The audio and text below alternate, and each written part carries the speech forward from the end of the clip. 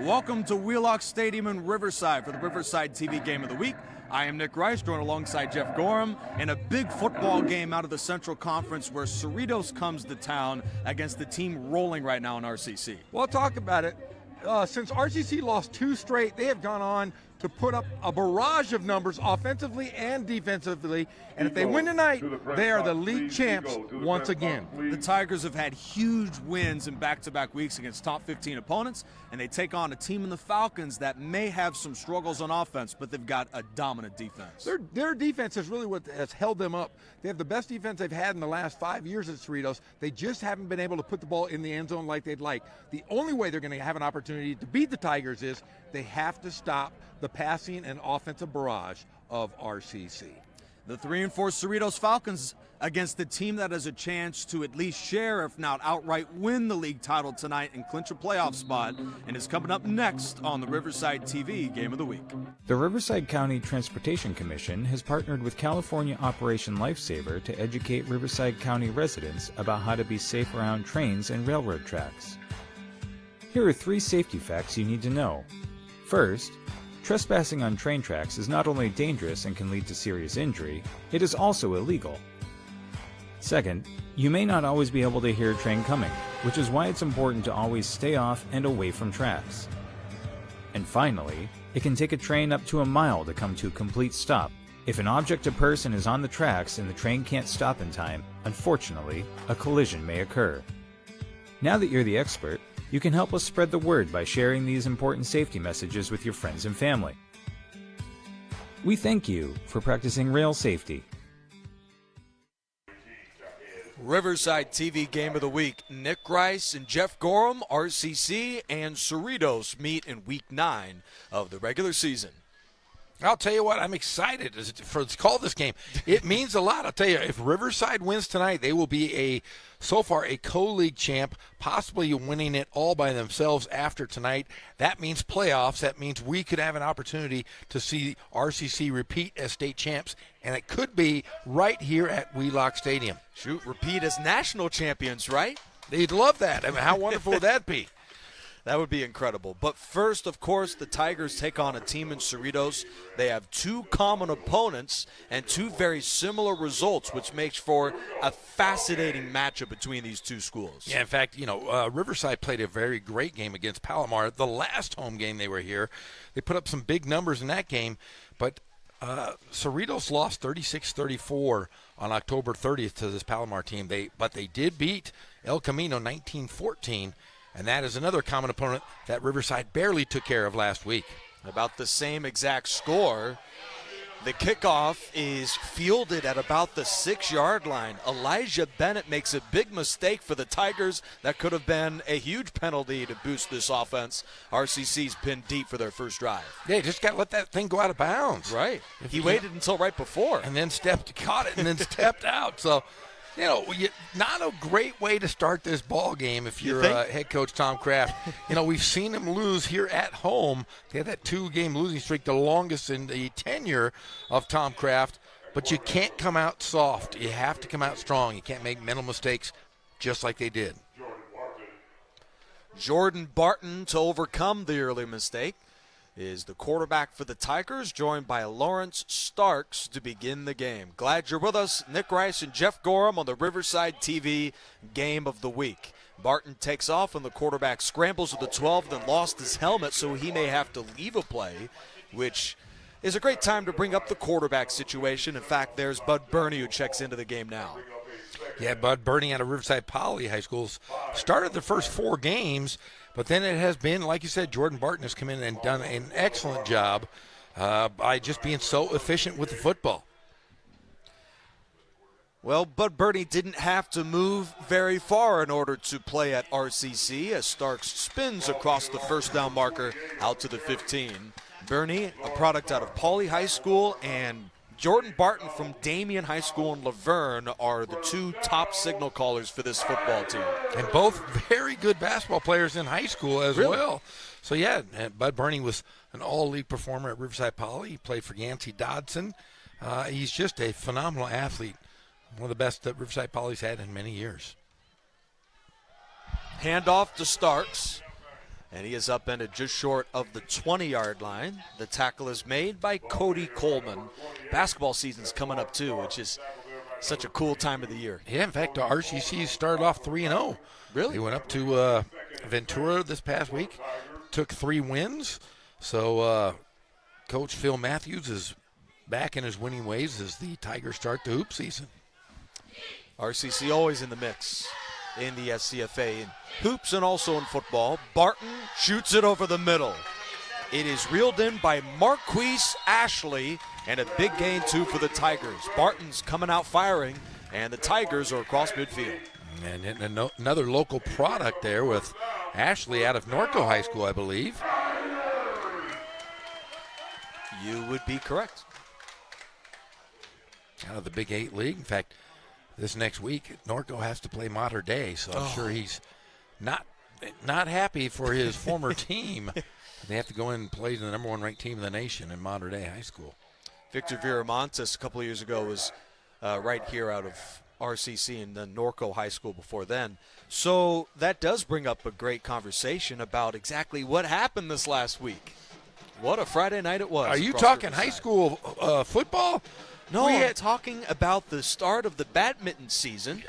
Yeah, I'm telling you, last night was one of the better nights in the city of Riverside. As all 5, and I was told 6 teams 6, yes. won their first-round matchups in the city of Riverside. We neglected to mention CSDR. CSDR went on and got their first victory in the 8-man, but you had North, who really took care of business, Ramona, Norte Vista, Poly, and Arlington, all victorious. In fact, 4 teams of the 5 that we had last night will be home games for Riverside next week. Amazing stuff right here on Riverside TV. Moore was in motion. Here's Starks on the gut run, and he's wrapped up right around the 46 by Joshua Palu. Amazing night for the city of Riverside, for all the fans and everybody involved. Yeah, it was great, and looks like Riverside TV, we're going to try to cover North versus Oaks Christian. Oaks Christian has a storied history. Remember, Joe Montana's son was the quarterback there for a while. Really? Kayvon Thibodeau is projected to be the number 1 overall draft pick in the 2022 NFL draft out of Oaks Christian as well, defensive end. Deep crossing pattern to number 83, Rashawn Lacey. First down, Riverside.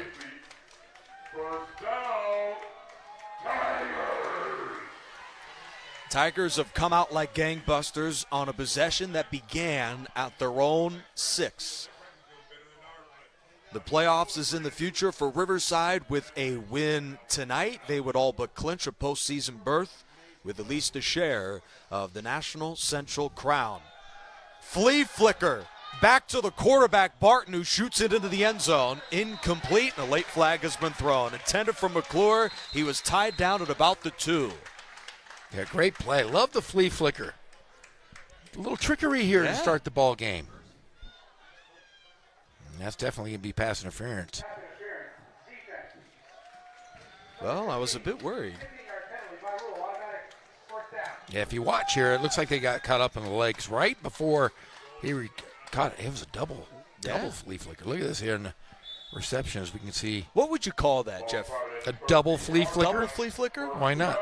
A flea flicker? Yeah, right there. He got him with his feet. And you got to call that every single time. Cameron Minor, the guilty party. Minor infraction. Here he goes at the 10. That's Lawrence Starks. Out of bounds at the 7. Terrific drive by Riverside. Yeah, Starks, their leading rusher on the year. You know, they go to Dean Connors quite a bit.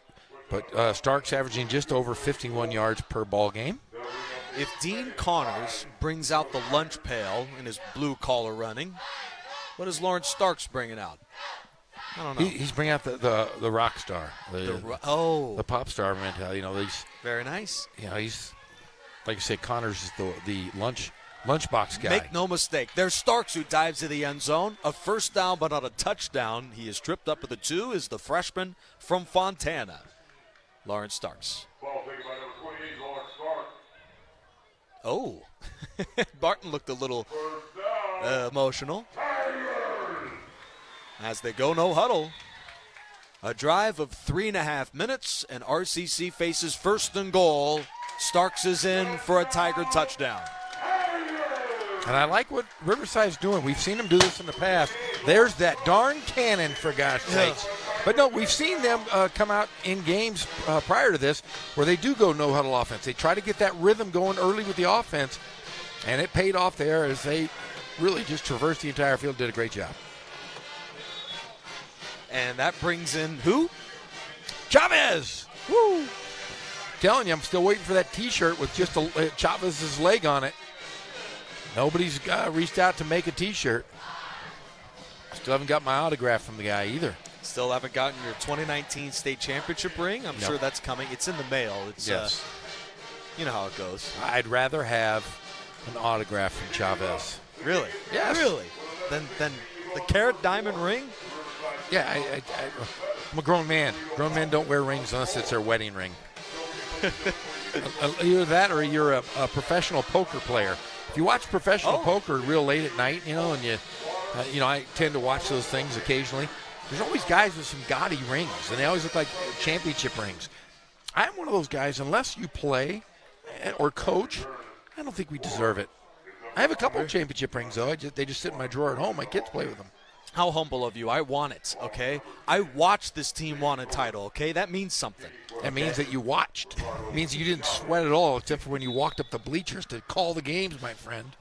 No, I definitely didn't sweat because it's freezing cold tonight. It's never freezing. It was 86 degrees today. Stop saying it's freezing cold. We don't live in frigid. The Adirondacks. We live in Riverside, California, Southern California. Oh, man. Late at night. Late at night. It gets a little chilly, but not that bad, for God's sakes. That kickoff soars through the end zone. Of course it does. It's Chavez. It's Chavez. Okay, I got a cool little tidbit for you. Give me a tidbit. This guy is so good. So good. We all remember his 56-yard field goal he blasted here. Yes. If he kicked that in the NFL, that'd be the 7th longest field goal in the league this whole season. In the NFL. And he should be in the NFL. Like I said. Should be there. Let's just draft him. He's old enough. Just draft him. Let's do it. Okay? I'm pretty sure the combined distance of Chargers field goals isn't that much. Pretty sure we don't even have really a field goal kicker. That's okay. Cerritos, fresh off of the brilliant touchdown led by Starks. That offense begins with a run to Devon Booth, a freshman from El Monte. That is right around a first down. Pickup of 10.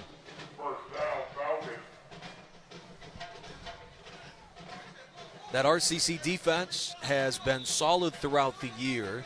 Nick Rice and Jeff Gorham on hand. The Tigers ranked 6th in the state of California, have leaned for years on that defense, which is giving up about 23 points per game this year.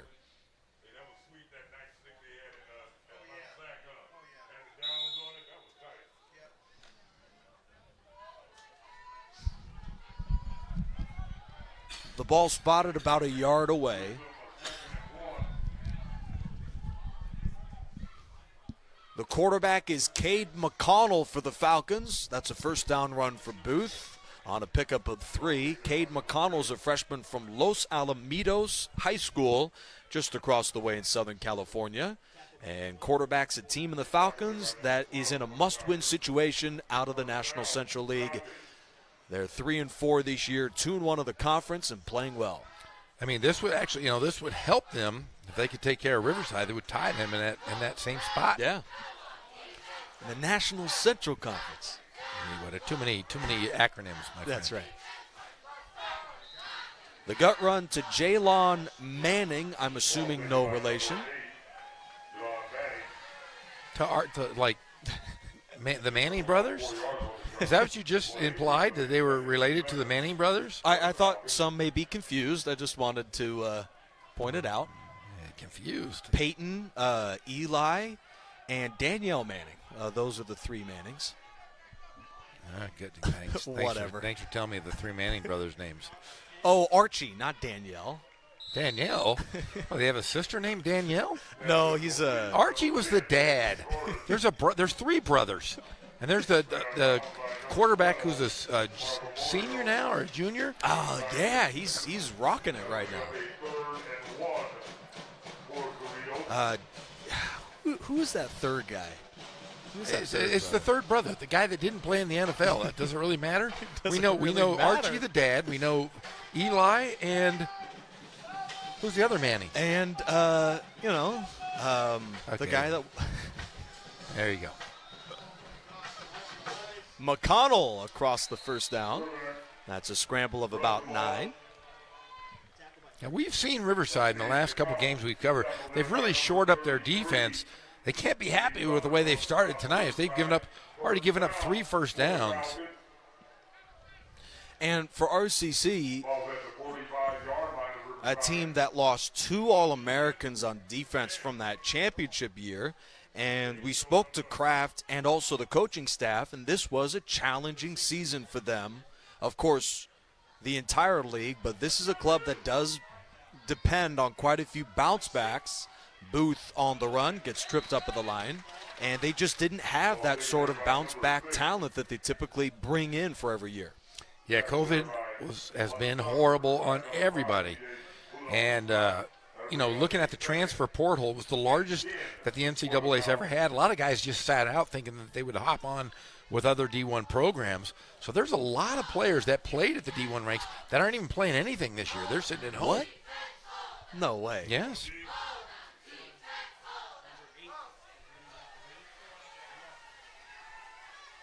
RCC scraps together a team that right now is 6th in the state of California. A short run to the inside for Manning. He's wrapped up at the 41-yard line. Riverside last year in a number of their games were outscoring their opponents by 2 or 3 touchdowns every week. This go around, even in their wins, they've had to scratch and claw throughout. Just a 7-point win at El Camino last week, a 3-point thrilling win, a huge victory in the second game of the conference season at Mount Sac, which has so far been the determining factor in them leading the league. Short throw, the tackle is made by DeMarco Moorer as Leja makes the grab, setting up 4th down. Yeah, Riverside's really going to have to shore up their defense here. I mean, cannot give out, those little 10-yard passes here and there and give up that run game. Let's see them put the clamps down here. Cerritos now with 3 first downs on their first drive. Well, the Falcons are going to keep the offense out on a 4th and 2. RCC went the distance, a 94-yard drive to begin the game. The Falcons on their first possession will go for it. Gut run to Manning. He is near the marker. Forward progress puts him, it appears, across the first down. Yes, they've signaled first down on the run from Jalon Manning, number 8. To the big boys up front, they really have to get in there tight. Great moves, though, by Cerritos, the big guys. And this goes back to the high school football last night. Sometimes when you have a Son Elliott in the backfield, you have Venancio, you run the ball. Don't get fancy. Run it. Power, smash mouth football, eat a little clock, and take up some real estate, hopefully. And that's what the Falcons have done, leaning on Manning and Booth. Play fake to Booth. McConnell's got a man open to the 10. And the pass is caught in the end zone by Bailey Torres. That's his 4th touchdown of the year. Boy, what a great play from the quarterback there. I mean, he just took a couple 2-step drive back, and this could be a hold. Roughing the passer. Okay. Personal foul, roughing the passer. Number 91 on the defense. That penalty is declined. The result of the play, touchdown. We've got a ball game, Jeff Gorham.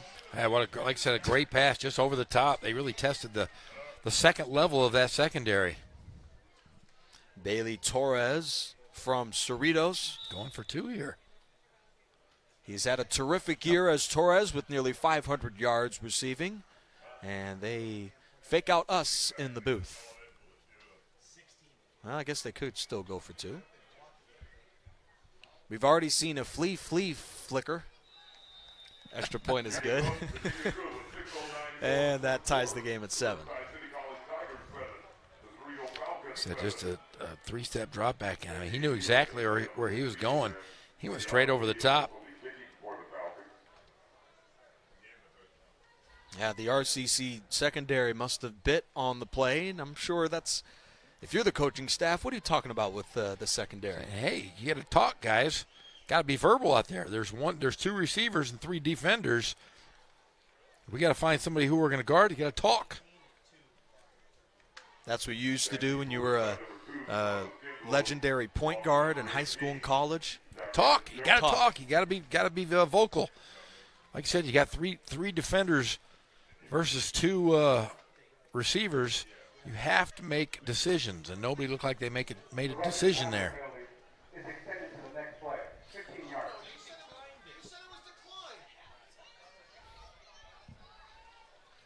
Yeah, 6 first downs for the Tigers on that sensational 94-yard drive. And then Cerritos wills the defense up the field with a terrific mix of run and pass. The Falcons are fresh off a season-high 399 yards of offense in their narrow loss against number 25 Palomar, 36-34. That offense is rolling right now, and with the defense playing well, of course not on that first drive, but most of the year they've been playing well. This is a pretty significant challenge for RCC tonight. Yeah, Riverside, defensively they need to shore up what they're doing. Offensively, they've been able to score lately. Behind Barton, I think, has done a great job. But we have to make some adjustments if we are Coach Tom Kraft. Yeah. Well, little defense to begin the game. We'll see how Barton and the offense responds. Riverside is scoring 30 points per game this season. Pretty equal passing, 47 yards in the air to 45 for Cerritos. Jet sweep to Moore, and that's going nowhere. DeMarco Moorer makes the stop. So for those of you not aware about this program, Cerritos, they are a team not quite to the pedigree of Mount San Antonio, San Francisco College, and some of the premier junior college clubs in the country, but they're pretty good too. And their NFL alumni is incredible. I'll give you some names, and you'll know these names, Jeff Gorham. You will. I guarantee it. 1 yard loss. Here's Starks for about a 2-yard gain. Does Jim Zorn ring a bell? Jim Zorn of the Seattle Seahawks? Yes. Jim Zorn was a Cerritos Falcon? He was a Cerritos Falcon. Get out of here. I love Jim Zorn. TJ Hushmanzada. I know that guy, too. All right. Ron Yeri. Ron Yeri is a Hall of Famer. Yes. Also started Life Touch, but it used to be Yeri Photography. Now is Life Touch, which is the biggest photography business in Southern California. How do you know that? I don't know. I just do. Ron Yeri was great. Really? Hall of Famer. And then currently there's a couple of NFL players in the league. Corey Bajorquez, the starting punter for the Packers. He's no Chavez, but he's no Chavez, but he's no slouch either. He's no slouch. And then Ramondre Stevenson, he plays for the Patriots at running back. Pretty good names on that list. Jim Zorn's my favorite. Jim Zorn. He and Steve Largent were great together. Oh, yeah, I remember the days watching them. He slips and falls to the 30-yard line. Flag has been thrown on the return from Omari Okeke, number 2.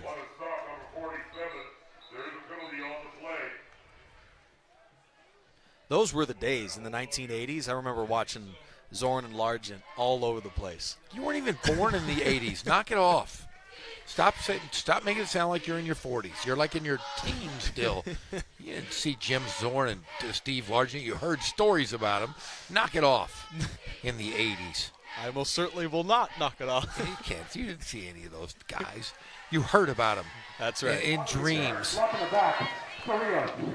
10-yard My wife is 40. I forgot who was My going. wife is 40 and she doesn't remember any of 40? those. What? Maybe she's not. I shouldn't have said that out loud.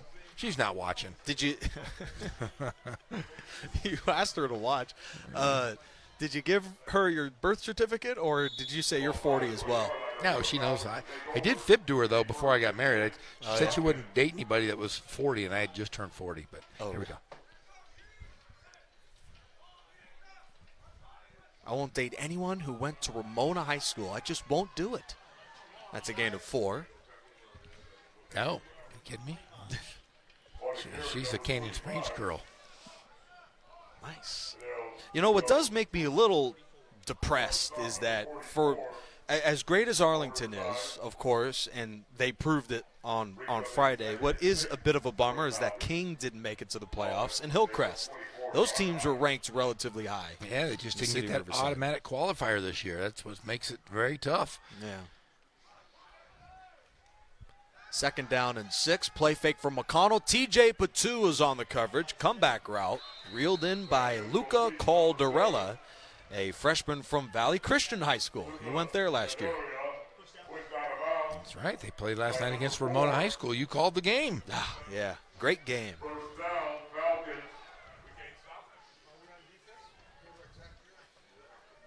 Whether it's the Valley Christian kid or the quarterback Cade McConnell, this Falcons passing attack has been brilliant in the first quarter.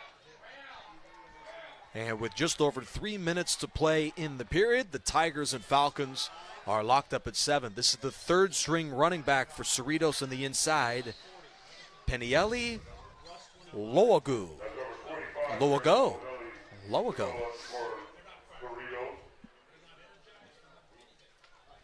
What do you think of that name? Give me this. Number 25.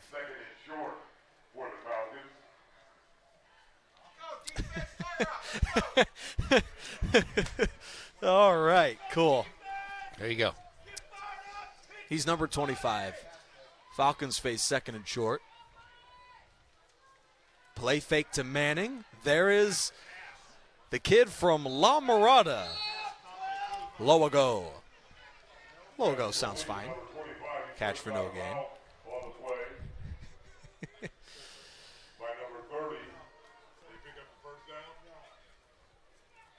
And that brings up a 3rd down and short. One thing that is interesting, it's kind of like J.W. North, we were talking before the game about some of the penalties they commit. Some bonehead penalties sometimes, for as great as they are. Similar story with the Tigers. I thought you were talking about Riverside. Yeah, Riverside has been bit by the penalty bug this season. They've a lot of unnecessary penalties. But just 1 in this first quarter. 3rd and short. Did I broadcast jinx that? Yep. Yes, you did. Oh. Riverside has committed 80 penalties for 762 yards this year. Are you kidding? That's a Wow. lot of yards. Is that a mile? No. Oh, Okay, I can tell you right now. Hold on. How many? What is this? 762. 762 yards. That's almost 8 football fields. That's 700. incredible. No, it's about a half a mile, though, Half a mile. That is crazy. because there's 5,280 feet in a mile, and it was just over 2,000. Were you a math teacher? No, No. I just memorized. Oh, see, you're probably too young to remember this, but a lot of people watching this are. We used to get the Peachy folders. Did you ever have the Peachy folder? The yellow Peachy folder, and had like the sports on it, the 3 different sports. If you open up that Peachy folder, it would have a bunch of not useless knowledge, bunch of knowledge like the times tables, the number of feet in a mile, the number of feet in a yard. They had the metric system on it. So as a kid, I would memorize my Peachy folder. That's how I knew my times tables. Interesting. And I know how many feet are in a mile. Really? 5,280. I have no idea how many miles. We were just told how many miles around the world. You know what I'm going to say? An awful lot. More than I awful. can count. 24,000. That's crazy. 24,000? That's a pretty. And of 24,000 miles, I've been around the world. you have? I have. Wow. 24,000 miles. I'm just going to use you, Johnny Cash, for just confirmation. That's a 1st down pickup on the swing route. Gain of about 10 for Loago. So RCC was named national champions in 2019. You've been around the world. Is that true? Are they the best team in the world? RCC? Best community college team in the world, yes. All right. I don't know if they're It's playing. been I don't confirmed. think they're playing community college football in Venezuela or Antilles. In the Antilles. No, they're not playing football over there. So yes, they're the best in the world. I like it.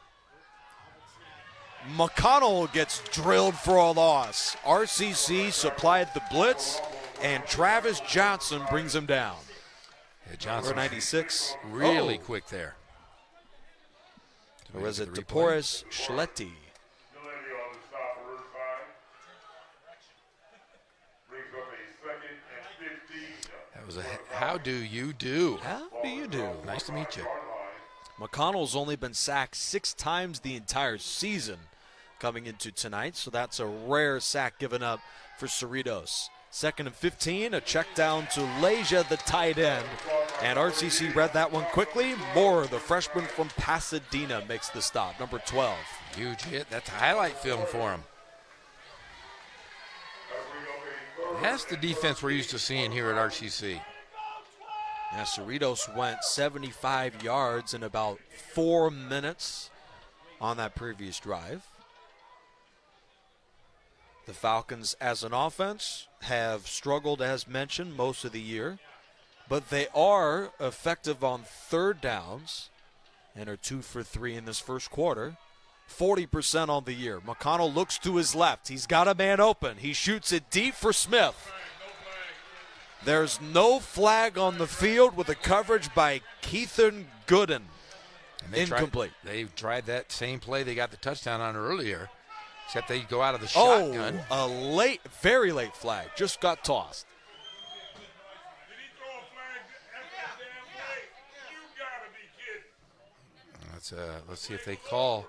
Let's see if they call that though, or if it was something maybe a little extracurricular after the play.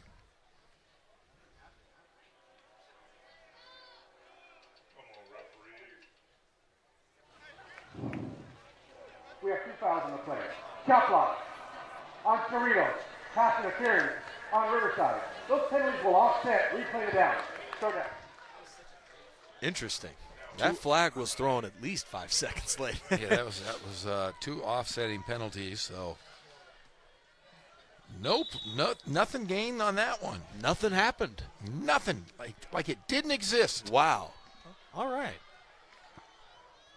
It's almost as if RCC's 2-game losing streak didn't exist, because the Tigers, unbeaten in the conference, can make the playoffs and still has the state championship as an opportunity. Middle screen to Booth, and he slips right through the middle of that defense. A late flag thrown as Carlton Johnson saves a touchdown.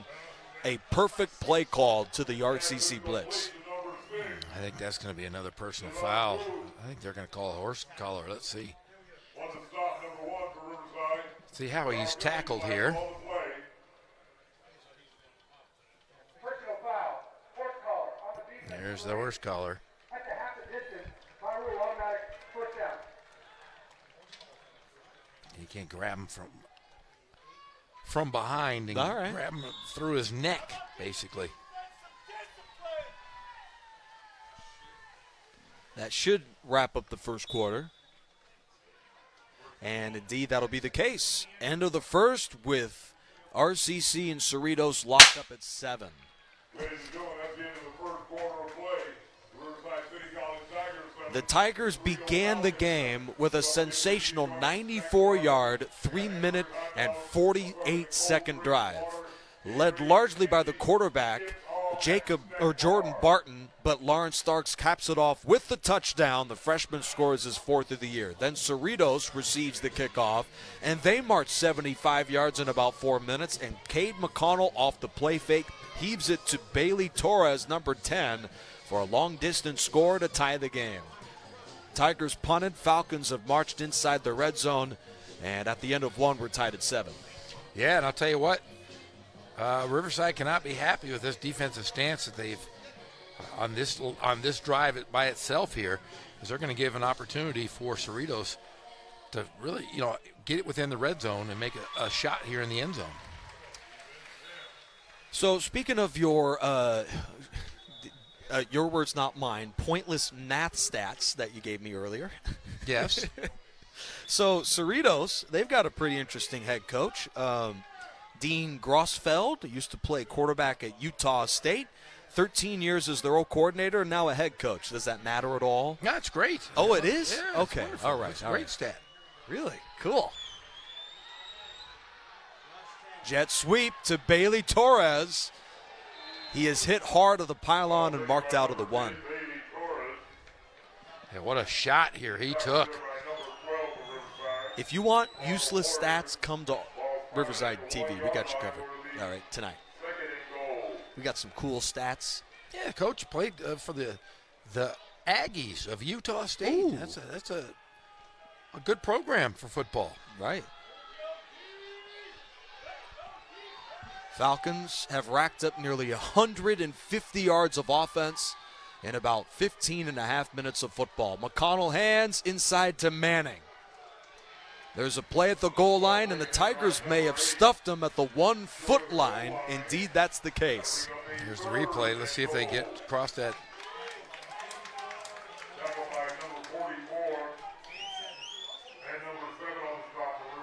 So a big stop here. Talib Salahuddin, number 44, and Nathan Bolton, number 30. No relation to Michael Bolton, the singer. Hey, I'm glad you knew that. That's right. All right, 3rd and goal from the 1 yard line. Inside run to Manning. He dives to the goal line and is in. Touchdown, Cerritos.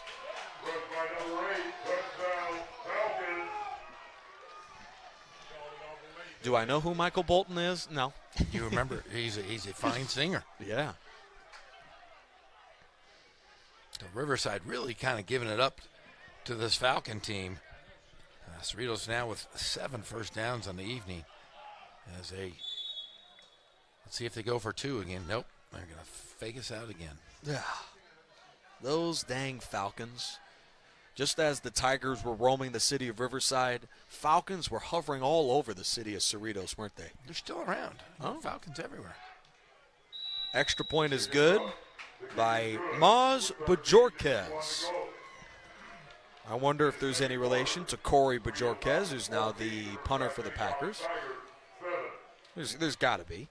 Bajorquez, his 3rd PAT of the year.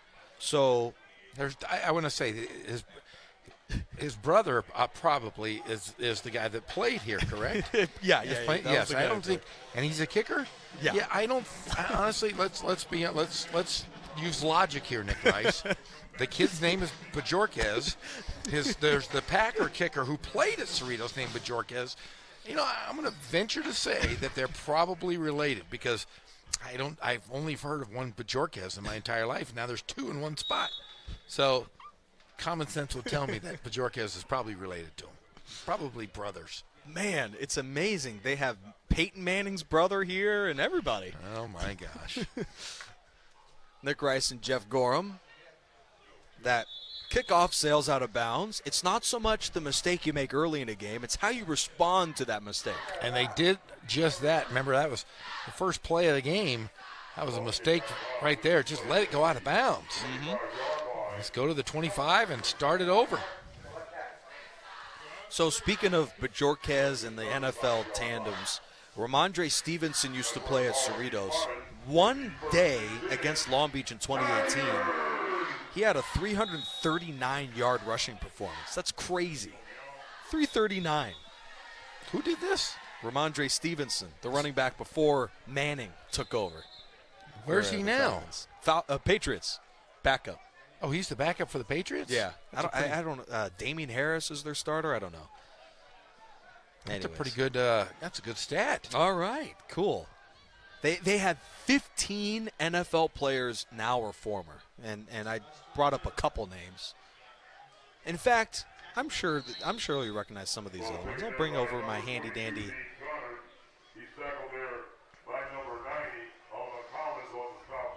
Let's see here.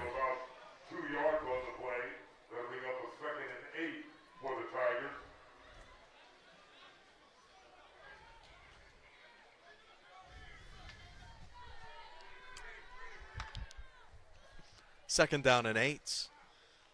Barton with a draw. First carry of the ball game for Connors. Spun down by Giovanni De Leon after the gain of 6.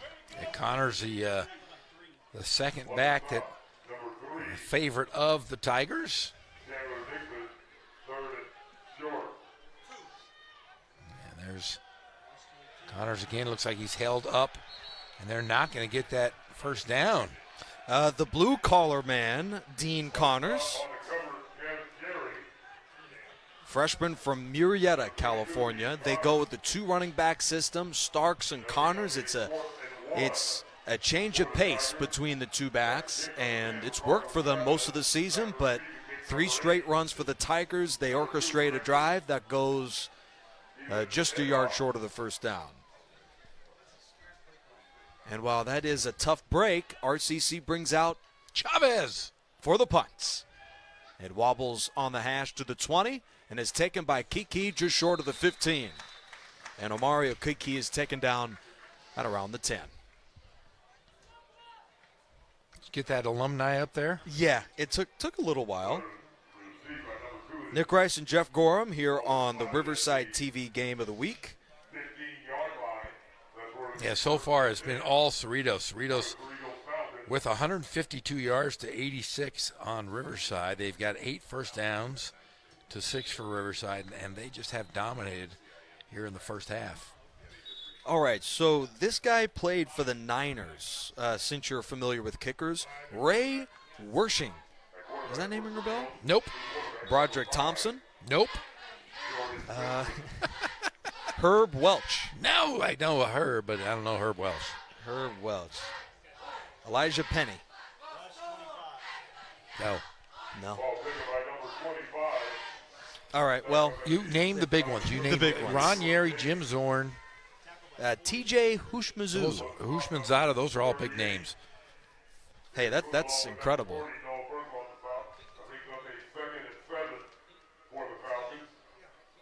Ray Wersching, kicker for about a decade. That's pretty impressive, but not quite like the Tiger back in the 80s. Our guy, Frank Corral. Frank Corral. Last player to do it both, kicking and punting. That second down throw from McConnell's incomplete. Carlton Johnson was on the coverage for Riverside. Well, we saw the 2 offenses couldn't be stopped in the first really 10 minutes of the game, and here we are in a 14-7 score for the Falcons. Cerritos with Cade McConnell, an offense that had struggled most of the year, just 19.5 points per game, maybe playing their best performance of the entire season tonight in the midst of a huge conference game with the winner controlling their own destiny for the playoffs. RCC would essentially clinch it with a win tonight. On the 3rd down and 7, they go with a draw, and RCC gets beaten to the inside again. Yeah, the 9th first down already for Cerritos, and they're approaching 200 yards here in the first half. Wow. They only averaged 300 on the year. So, man, they're really picking apart this tough Tiger defense here in the first half. And to make it more strange, the Tigers were so good against the run in just about every game we've seen here at home. Well, the Falcons have run wild against this club led by Penieli Luago. My apologies if I pronounced that wrong. Luago on the gut run is stuffed to the line of scrimmage.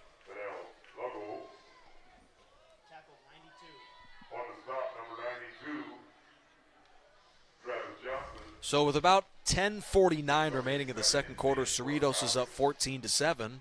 And that Tiger offense, the next time they get the ball back, I'm sure that it'll be an important drive considering how much time the Falcons are taking off the clock. They really have. I mean, they have dominated the clock here in the first half. Over 11 minutes now. To the Tigers. 7, that throw from McConnell is intercepted by DeMarco Moorer. One man to beat. That's the man who made the stop at the 15-yard line. Luago. That is the second interception of the year from Moore and a huge takeaway for the Tigers. I mean, he threw it right in his hands. McConnell's only thrown his second interception of the season, and that one was right, as you mentioned, in his hands. Only his second interception.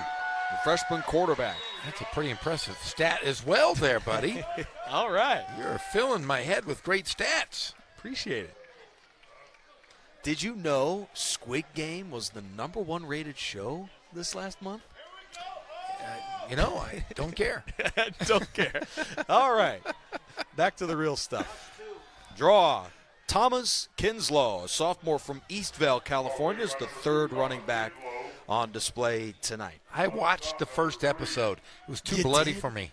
What? Yeah, Really? I don't like that kind of stuff. I don't like the Walking Dead type stuff either. You know, too bloody. Yeah, I hear you. After about 5 episodes, I was like, I don't even like this show. You saw all of them. What's wrong with you? I was like, oh, this sucks.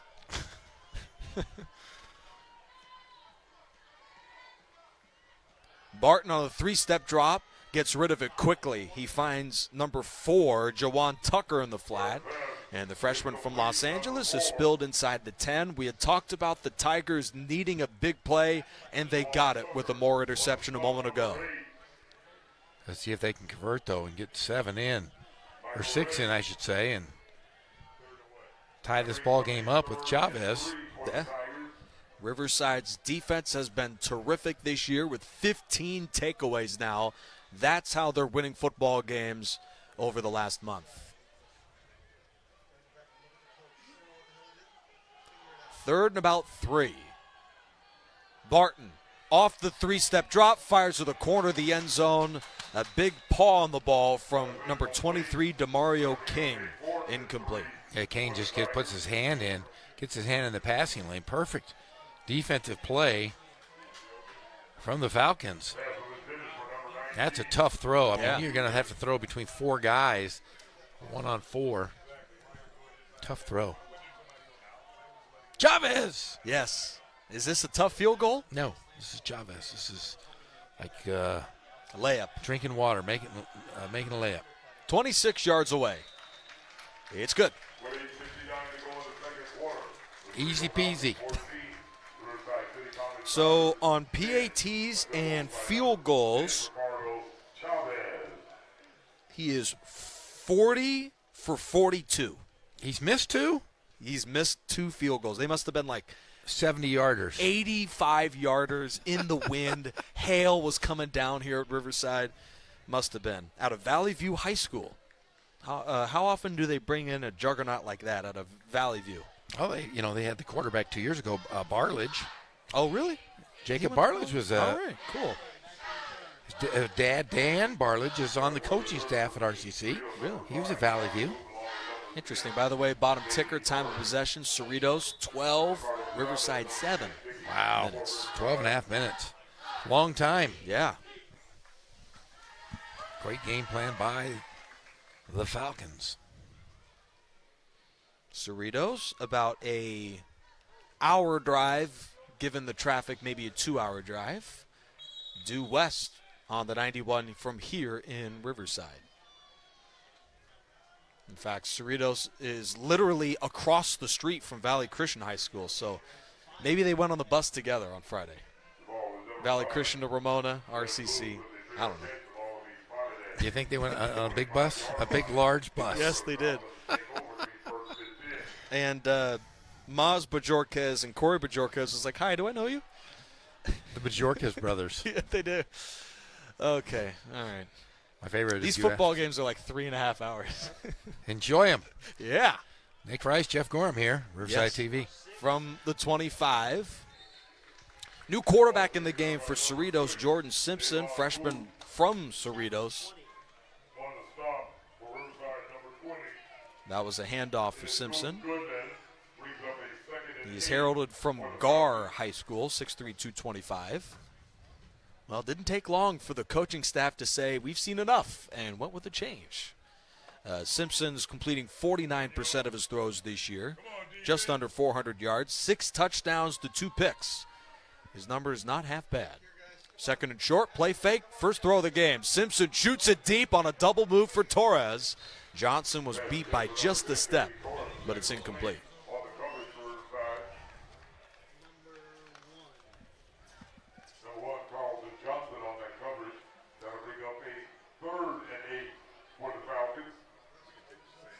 The Falcons came back down 21-7 at the half, and they trailed by 12 going into the fourth quarter, but mounted a huge comeback, falling just a 2-point conversion short against Palomar last week. So this team While they have struggled in the first halves this year, just a strange start to the game. Riverside rolling right now is getting beaten by this offense right now. Simpson lost the ball. It appeared he recovered. It could have slipped out of his hands late. Riverside thinks they've got it. Yeah, he just lost it and continued to try to grab it off the bounce here. And I think Riverside recovered by Cerritos. Here's the. He just lost it off his leg. That darn knee pad.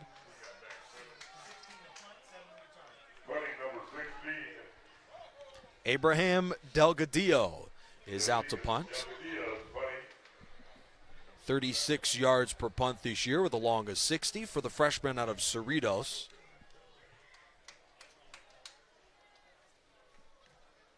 And he gets rid of this one that towers above the lights here at Wheelock. A terrific punt. Down to about the 29-yard line. So that's a 47-yard punt. Not bad. Not bad. Now, Chavez' long is 59. But of course it is. 49's pretty good, too. You know, speaking of the Utah State and the Mountain West, Ricardo Chavez is a pretty good kicker, but have you seen San Diego State's kicker?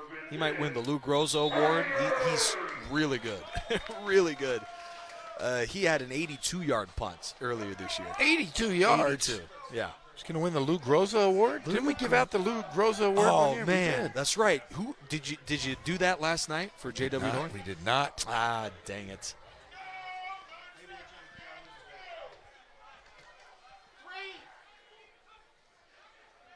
Moore is in motion. And this run's going nowhere. Stuffed to the line is Lawrence Starks, number 28. So could you inform the audience here on Riverside TV, what are the matchups on Friday for high school? I know for a fact we have John W. North at home versus Oaks Christian. Okay. We have Norte Vista versus Temecula Valley at home. Okay.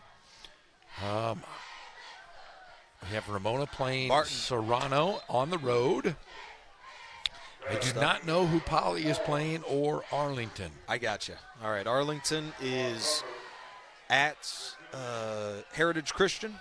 Arlington at Heritage Christian. And the Poly Bears are home against Northwood, school out of Irvine. So great school out of Irvine. In fact, the coach from Capo Valley went to Northwood High School. Really? Yeah. So make sure to join us on Friday night. We'll have coverage of multiple games for the city of Riverside. Incredible stuff. Barton throws to Connors. That is a late signal, but an incomplete. Riverside has suffered 3 and outs on their last 2 drives. Yeah, they just look out of sync. They look great there for the first drive, but they have not really found their groove at all here. It has been all Falcons. RCC's averaging 413 yards a game, which is among the leaders in the state of California. And only have total of 91 yards in this first half. RCC 41% on third down, but 0 for 4 on third down today. Okiki makes the grab at about the 27-yard line. Just a strange first half of the Riverside offense. You look at the numbers, you look at the mood on the sideline, you'd think the Tigers are down by 3 touchdowns. Yeah, they just don't look real focused. I mean, most of the time we watch this team, they're on the sidelines, they're animated. They've come out kind of flat tonight, and you can't do that, especially when you're playing for championships. But I'm sure Coach Kraft at halftime will address that with his team and get them, back on their winning ways. 1st and 10, ball spotted at the 30-yard line. A change at quarterback again. That's a 1-yard loss as Jalon Manning gets stuffed. Cerritos, I certainly off of the interception, they must have felt a bit concerned by the quarterbacking, but the Falcons were rolling with McConnell in. They bring Simpson in for a drive. McConnell is back. That's got to really shake things up in that offense. I was just saying, don't mess up. We're going to yank you out. 1 incompletion, that's all we're looking for. 2nd and 11.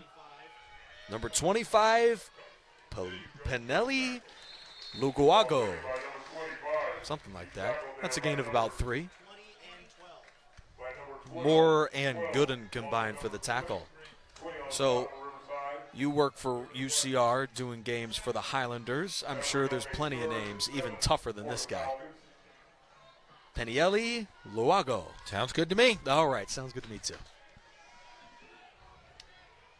14-10 Cerritos. Riverside is in desperate need of a third down stop. The Falcons need the 40 to avoid a 3-and-out. McConnell looks to his left, pumps to Moore, shoots it deep. It's reeled in at midfield by Smith. First down Cerritos on a gain of 17. Yeah, that second level of the secondary is having all kinds of issues tonight for Riverside. And this offensive line certainly has held up most of the year. 7 sacks allowed the entire season. And with an offensive line like that, it's got to be pretty easy for a quarterback to step in and make plays. Oh, he's standing back there unhinged, just Yeah. able to throw the football anywhere he likes. He reads his progressions, and they're definitely open. Draw. Luago on the call. Slips through 3 Tigers tackles. Dropped by Miller in a gain of 15. And those are just missed tackles. That's fundamentals. That's not coaching. That's on the players. The players have to want to get after it. Those are just missed tackles. David E. Barr, number 73, was providing a convoy for Cerritos. This Falcons offensive line has been wildly productive, and they have 4 of their 5 starters as freshmen. So overall, this offensive line has huge promise for racked up Cerritos. 12 first downs here in the first half. McConnell looking for the 13th, rolls to his right. He's being pressured, hit as he throws as the pass falls incomplete. He gets nailed by Noah Purcell, who seems to be at around every single snap, number 40 for Riverside, incomplete.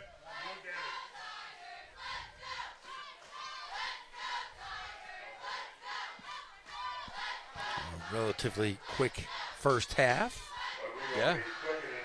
There's a look at Noah Purcell, number 40, a sophomore from Honolulu, Hawaii. What a find for Tom Kraft at linebacker. 36 tackles to lead the team, 3 for loss, a sack, a forced fumble, a fumble recovery, pass breakup, you name it, he can do it for that RCC defense. Timeout Cerritos. So next week will be the conference finale for Yes. Riverside City College, and they're going to play Chaffee here at home. It'll be a 4 o'clock start. So if you've noticed, on the website, and it's not a 6 o'clock start, it will be a 4 o'clock start. Wonder why.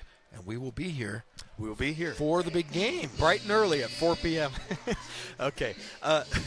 So Chaffee, they've struggled this year. They've struggled. They're 0-8. 0-8. The Panthers are 0-8. Let's see. Their score this season, their average score is 38-11. So they've been outscored 304-88 this season. Holy smokes. Yeah, the Panthers have not played very well this season. That'll be RCC's home opponent next week. 2nd and 10 from the 35.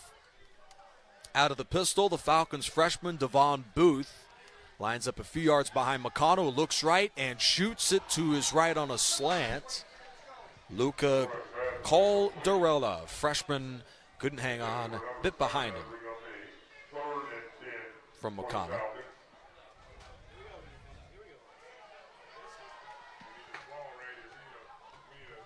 Cerritos led by head coach Dean Grossfeld, who's in his 3rd year with the team. Before then, the head coach was around for 40 years. What? Frank Mazzata from 1978 to 2017. Crazy. 40 years? 40 years. Crazy. That is insane. And he was an associate before a head coach, which is also nuts. Flag. And a pass interference again. Another costly penalty here for Riverside, and that's going to, you don't want to go down.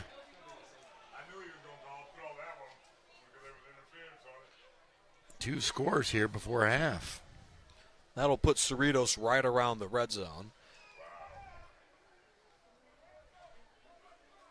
Holding on the defense, number 30. Oh. Take our penalties to previous spot. Automatic first down. Nathan Bolton, the guilty party. Cerritos has had a tough time converting red zone trips to touchdowns, settling for 9 field goals, along with a few turnovers. So RCC would love to do nothing else than to eliminate a chance for 7 in this area of the field. The ball spotted the 25 of the 1st and 10. Manning sweeps to his left and is run out of bounds off the gain of 4. Number 33, Gage Summers, makes the tackle. Freshman from Chandler, Arizona. Riverside, if they can make a stop here, just allow maybe just a field goal, I would feel pretty good if I'm Coach Kraft. Not happy with the way we're playing, but also not out of the game, as Riverside has still plenty of time left, a whole another half here. Yeah, Tigers ranked 6th in the state and have won 3 games in a row. Clock moving at 3:42 to go in the first half. They keep it on the ground. Simpson, the quarterback, scrambles for 2.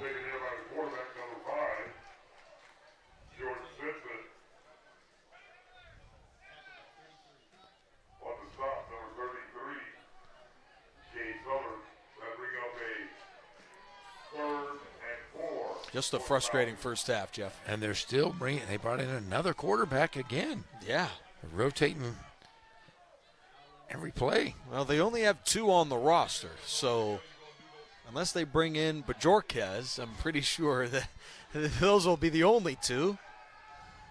McConnell shoots it into the end zone, and a late flag is thrown with the coverage of the Tigers. Jacob Leja was the intended target. Just a frustrating first half for the Tigers. Kylan Ross for RCC. Yeah, the defense has been stellar all season long, and this has been unacceptable first half for the Tigers. So they're going to call that pass interference here. Pass interference on the defense, number 24. Special enforcement, the full 15 yards. By rule, automatic first down. Just a tough first half for them for RCC. The Tigers defense coordinated by James Cook, a longtime coordinator for them. He's been around for 9 years with the Tigers, former college scouting assistant and player personnel for the Chiefs from 03 to 05. First and goal from the 5-yard line. A big drive for Cerritos as they come in underdogs.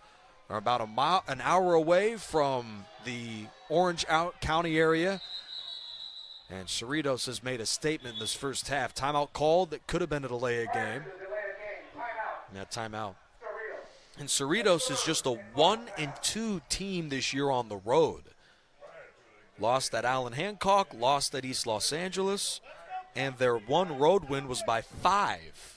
So they have not done a good job away from Cerritos. Then they play the number 6 team in the state, and this happens. Yeah, they just have come out flat. Riverside has, and Cerritos burns their last time out here of the half. Riverside with 2. Hopefully can get the ball back, and we've seen it happen before. Yes, we have. We have to give them some time, and Coach Kraft can use his crafty magic and hopefully get on the board here before the end of the half. 37 plays to 20 and nearly double the time of possession. We saw some RCC defenders with their hands on their hips already in the first half. That fatigue may end up being a huge story in the second half if RCC can't get much going on offense. First and goal off the timeout from the 4. McConnell fires in the flat to a wide open Leja, and the freshman tight end has a touchdown. I mean, there was nobody around him. I mean, it's almost comical how open he was. First touchdown catch of the season for the freshman out of Whittier, Jacob Leja, as Cerritos has racked up 214 yards and has a double-digit lead.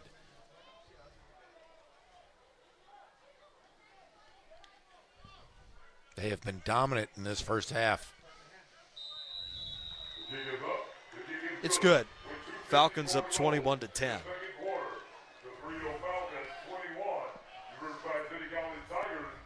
It's an encouraging situation for RCC. The last couple of years, the Junior college, SCFA and NCFA, ruled that the North champion would host the state championship game.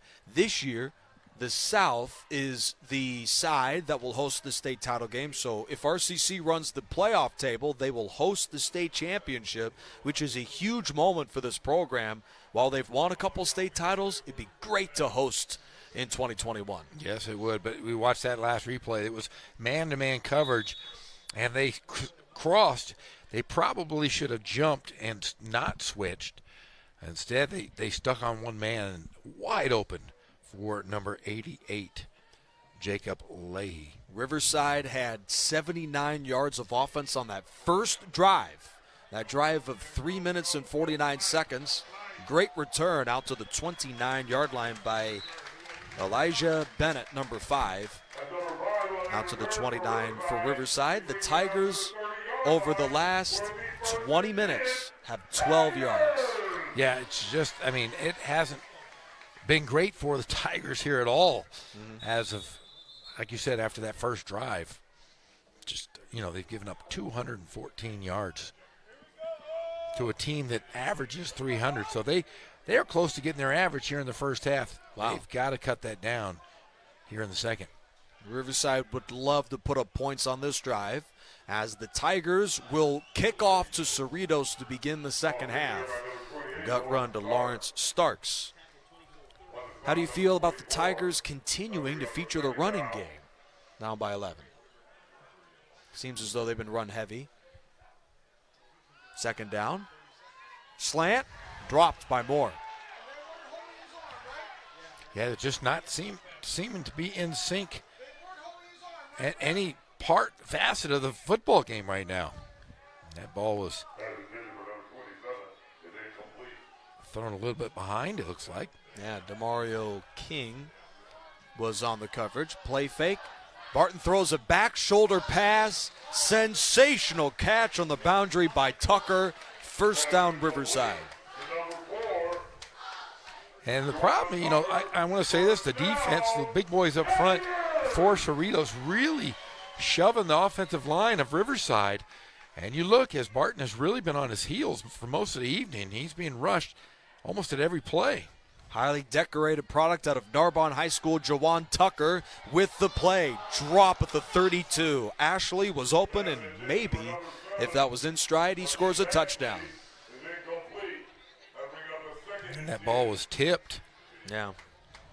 Jordan Barton on the throw. He emerged as the starter in Week 5 at Canyons and has thrown at least 2 touchdowns in every start this year, but Barton has none right now. None passing.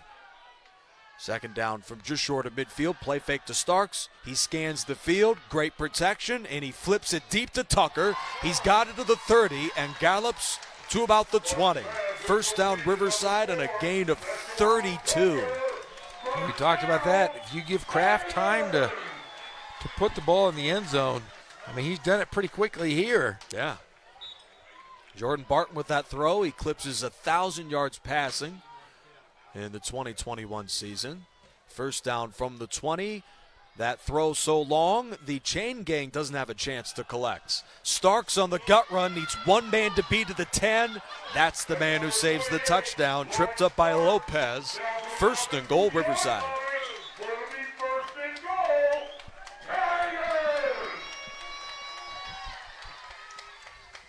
What a drive by the RCC Tigers. This is Starks. He's at the 1 and is stopped right there. Starks has already scored a goal line touchdown. That capped off the opening drive of the game. And this is the offense we want to see here for Riverside. Moving the football. No huddle. Barton will take it himself. And the quarterback, late signal, he's in. Touchdown, Riverside. There's that cannon. I missed the cannon the first couple weeks. I'm glad it's back. Yeah. Your heart, are you sure it's glad? I'm ready for it. Barton looks like he scored a touchdown before. Some of these guys, crazy dance renditions. Barton, smooth and collected, setting up the PAT for Chavez. Chavez.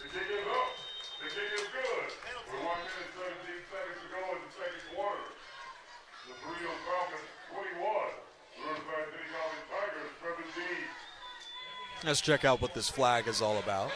Nick Rice and Jeff Gorham, late in the first half of a big football game. RCC essentially clinches the playoffs with a win tonight. Cerritos would take the league lead in the National Central standings with a victory.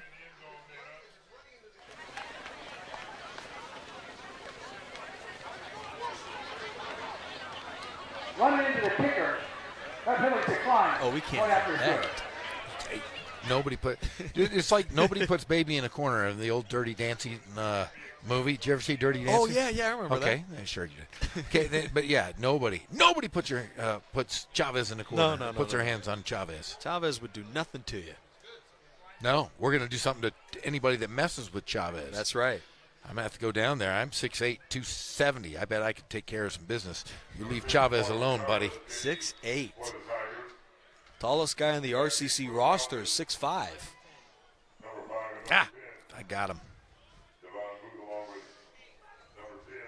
All right, so Chavez has belted a dozen touchbacks on kickoffs so far this year.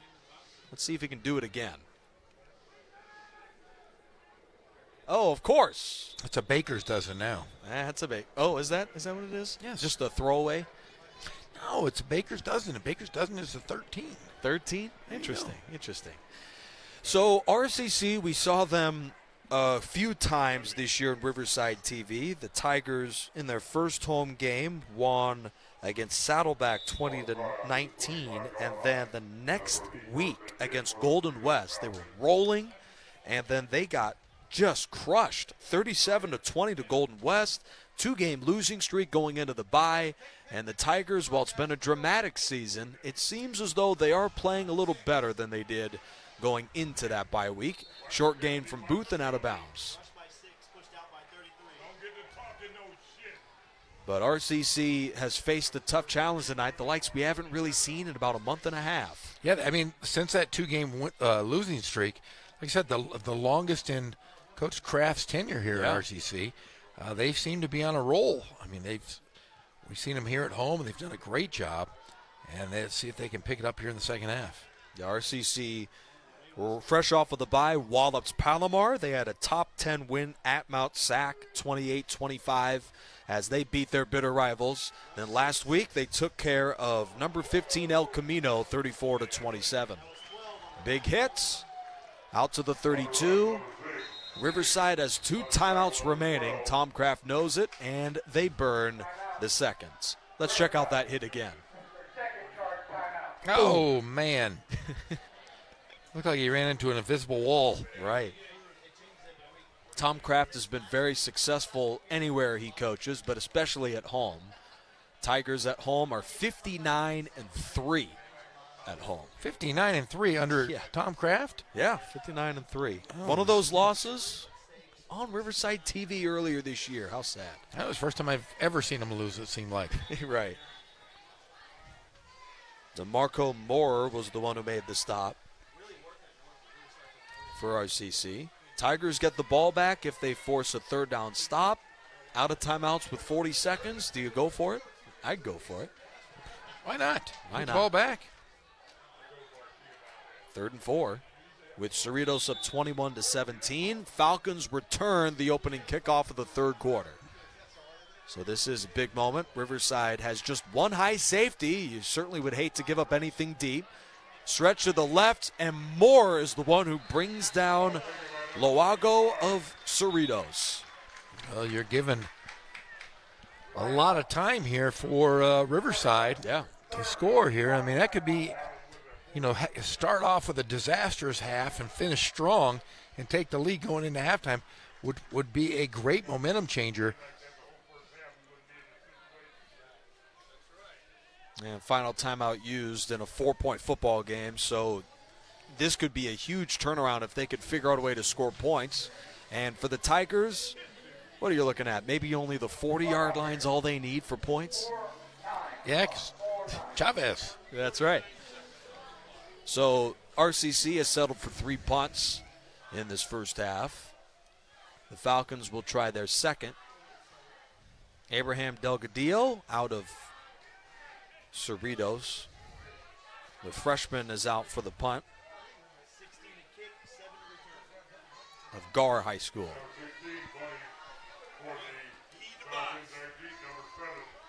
Now would be a pretty crafty time for RCC to score a return touchdown. They have yet to do that this season. Ashley is set to return. What a punt. That's a shot. Wow. Ashley lets it go.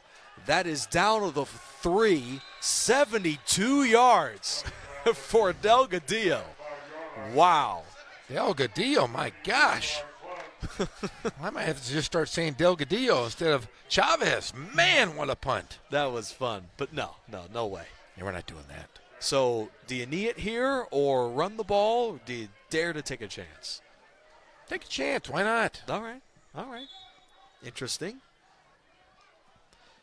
Jordan Barton, the quarterback for RCC, number 15, is set to check into the game for the Tigers. He went to high school 33 miles northwest of RCC, Damien High School. You have that written down by the miles? Do you? I do. Right there. Wow. I knew at some point I would bring it up for whatever reason. They do go to the run. Cerritos thinks that they have a fumble recovery. Wow. Unbelievable here. The Cerritos bench is going nuts, and the crowd that came in from an hour away in Cerritos, Starks had that ball jarred loose. It appears Milo Lopez was the one who forced it. And in terms of who recovered it, I have no idea. Both teams have committed a turnover. RCC had to settle for a field goal on the giveaway from the Falcons, an interception to DeMarco Moore. And with just a few seconds left in the half, the Falcons get a big play. McConnell throws in the flat on the run for Smith. And the sophomore out of Long Beach stops the clock with a run out of the 5.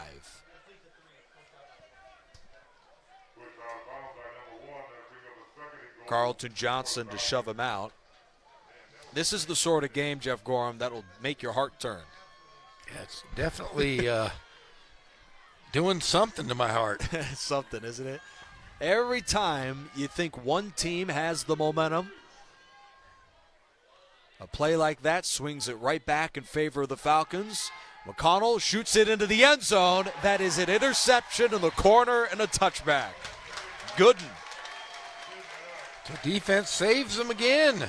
Kathang Gooden, a freshman from Calabasas. 2 picks on the year. That one gives your heart a chance to relax. And now, if you're going to ask me, now you just swallow the clock and get out of here at the half. There could have been a million things that happened for the Falcons with a 2nd and goal at the 5. But the stat of the day is the red zone offense for Cerritos. They have struggled throughout the year converting red zone trips to touchdowns, and they commit a monumental gaffe. Falcons could have at least put up 3, if not 7. And that one is down by Barton to go into the locker room for RCC, down just 4. I don't know if RCC should be glad or annoyed or both. Down by 4. I don't think you can be happy at all. I mean, that's not the kind of half that we're accustomed to watching here at RCC. Coach Kraft is going to put the hammer down at halftime. Yeah. He's going to make adjustments, and hopefully we can have a different team come out the second half versus this Cerrito College Falcons team, which dominated in the entire first half. Falcons over 200 yards. They were terrific throughout the day. Either it was one quarterback or the other moved the ball well, but 2 interceptions saves the day for the Tigers, who are down by 4. We'll be back for the second half here on Riverside TV. Alongside Jeff Gorham, I'm Nick Rice. First, the half from Riverside.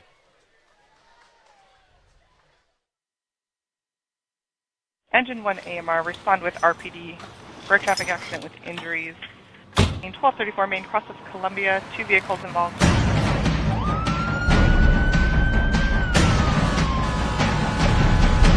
Each year, the Riverside City Fire Department responds to 40,000 emergency calls. 431. And the men and women of the Riverside Police Department drive Code 3 every day.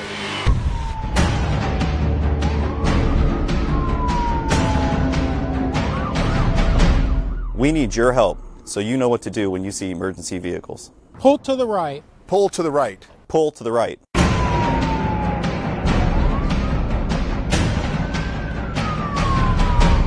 So help us help you. We need you to pull to the right. The Riverside County Transportation Commission has partnered with California Operation Lifesaver to educate Riverside County residents about how to be safe around trains and railroad tracks. Here are 3 safety facts you need to know. First, trespassing on train tracks is not only dangerous and can lead to serious injury, it is also illegal. Second, you may not always be able to hear a train coming, which is why it's important to always stay off and away from tracks. And finally, it can take a train up to a mile to come to a complete stop. If an object or person is on the tracks and the train can't stop in time, unfortunately, a collision may occur. Now that you're the expert, you can help us spread the word by sharing these important safety messages with your friends and family. We thank you for practicing rail safety.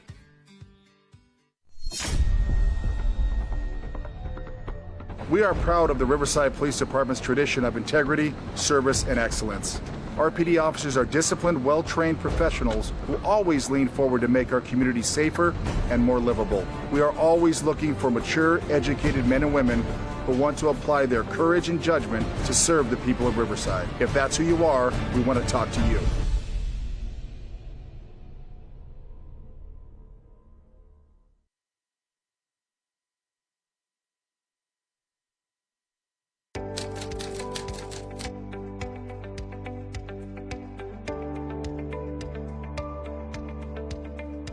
My name is Melissa Olmos, and I'm a driver operator in the Department of Refuse for the City of Riverside, and I've been doing this for 4 months already. I really enjoy it because this job is not like a routine, so every day is different. So I'm assigned to do the bookings. The residents call to the city to be serviced, and these items is large furniture, mattress, and appliance.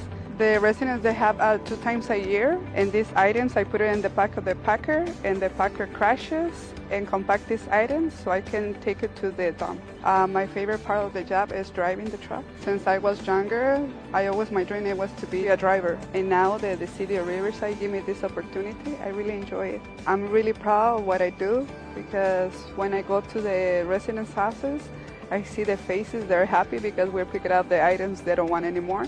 So I try to get in here because this is a better job for me with a better stability. And I wanted to because I want to set a good example for my 2 daughters that I have. One of my hobbies that I have is go hiking. I like the outside activities like camping, and I also enjoy riding motorcycles. If I have to describe my job in one word, it will be it's perfect.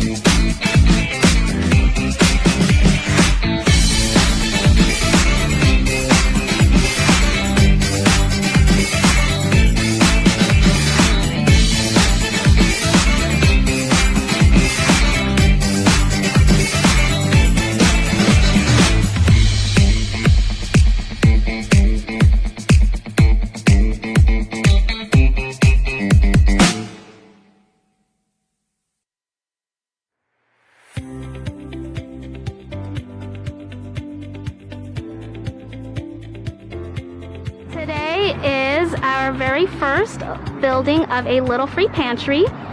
We are building a Little Free Pantry in our community. It will be one of the 26 throughout Riverside that will help fill the gaps of food scarcity here in Riverside. Data is telling us now that 1 in 6 families are hungry. It's about 44% of adults and about 50% of children that are hungry here within our own neighborhood, in our own backyard. Because of the pandemic, there's a lot of hunger out there. There's a lot of families in need, and we hope that this will act as a bridge until families are able to get the food that they need. I think that there are always those times where we are living paycheck to paycheck and we need just a few cans of something to get us by. So these little pantries will serve in that capacity, and we're really excited to see something that will help families in need. And this has been a wonderful collaboration with the Riverside Mutual Aid Network, IEHP, here at Sandals Church, and the City of Riverside. So this has been a fantastic opportunity for community members to step up and to fill a real void in our city, which is food insecurity. So the idea is that if one of these free little pantries in your neighborhood, you could stock it as frequently or as infrequently as you want to. And the idea behind it is that when people have extra food, it doesn't go to waste. These pantries are just kind of the first step, right, for reintroducing neighbors back to each other, getting folks involved in taking care of each other again, and just strengthening those community bonds that Riverside is so known for. Because things like food drives and food distributions, they're really good, but they only help folks in that moment of need. And we wanted to create something that would continue giving back 5, 10, 15 years from now, and really allow the community to get back into taking care of each other, instead of maybe relying on, just government or nonprofit structures to kind of take care of them. If others want to follow suit, they can apply at riversideca.gov/cares as an application, or they can email us at neighbor@riversideca.gov to receive an application to host a little free pantry in their neighborhood.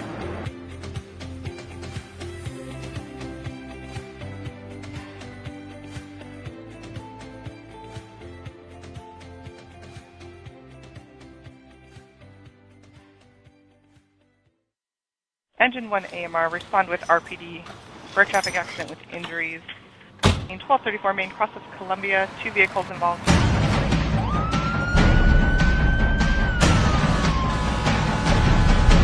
Each year, the Riverside City Fire Department responds to 40,000 emergency calls. 431. And the men and women of the Riverside Police Department drive Code 3 every day.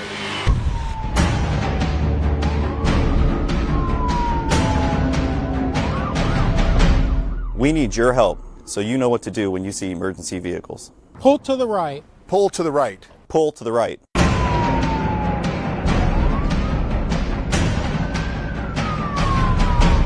So help us help you. We need you to pull to the right. The Riverside County Transportation Commission has partnered with California Operation Lifesaver to educate Riverside County residents about how to be safe around trains and railroad tracks. Here are 3 safety facts you need to know. First, trespassing on train tracks is not only dangerous and can lead to serious injury, it is also illegal. Second, you may not always be able to hear a train coming, which is why it's important to always stay off and away from tracks. And finally, it can take a train up to a mile to come to a complete stop. If an object or person is on the tracks and the train can't stop in time, unfortunately, a collision may occur. Now that you're the expert, you can help us spread the word by sharing these important safety messages with your friends and family. We thank you for practicing rail safety.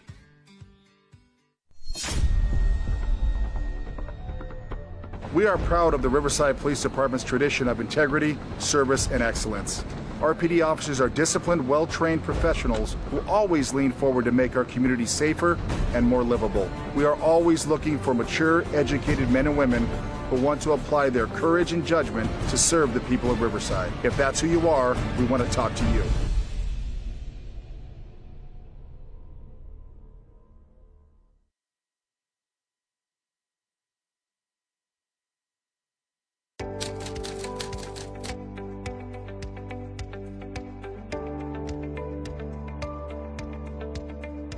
My name is Melissa Olmos, and I'm a driver operator in the Department of Refuse for the City of Riverside, and I've been doing this for 4 months already. I really enjoy it because this job is not like a routine, so every day is different. So I'm assigned to do the bookings. The residents call to the city to be serviced, and these items is large furniture, mattress, and appliance. The residents, they have 2 times a year, and these items I put it in the back of the packer, and the packer crashes and compact these items so I can take it to the dump. My favorite part of the job is driving the truck. Since I was younger, my dream was to be a driver. And now that the city of Riverside gave me this opportunity, I really enjoy it. I'm really proud of what I do because when I go to the residents' houses, I see the faces, they're happy because we're picking up the items they don't want anymore. So I try to get in here because this is a better job for me with a better stability. And I want to too because I want to set a good example for my 2 daughters that I have. One of my hobbies that I have is go hiking. I like the outside activities like camping, and I also enjoy riding motorcycles. If I have to describe my job in one word, it will be it's perfect.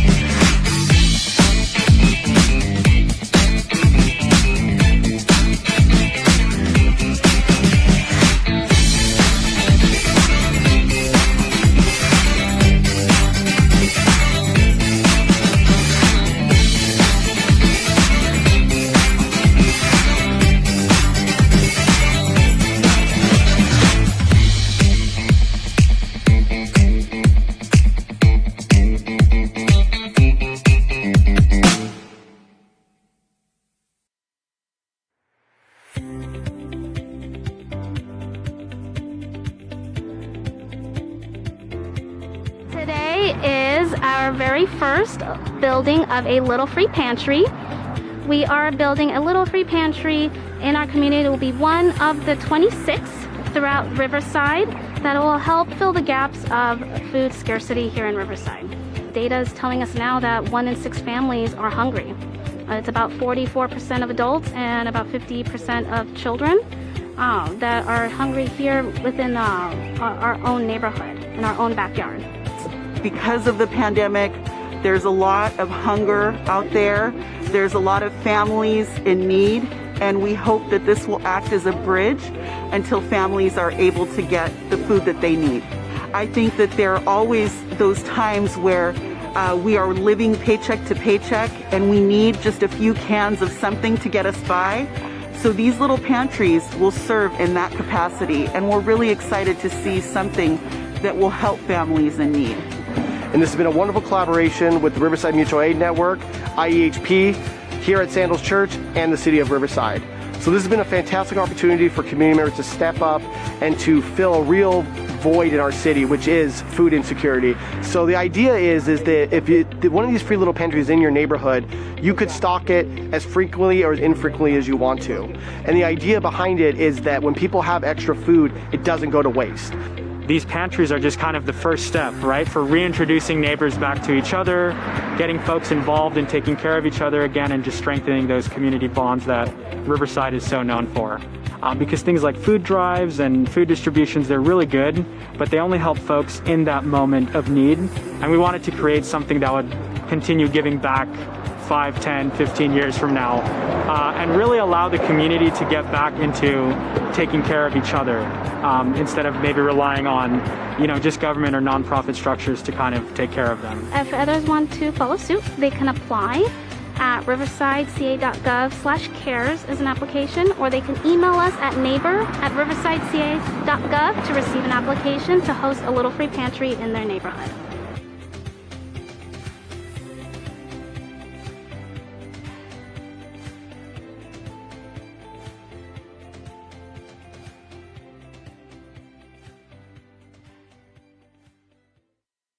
Engine 1 AMR, respond with RPD for a traffic accident with injuries. In 1234 Main, cross of Columbia, 2 vehicles involved.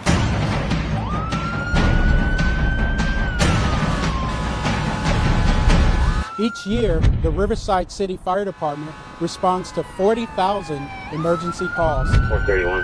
And the men and women of the Riverside Police Department drive Code 3 every day.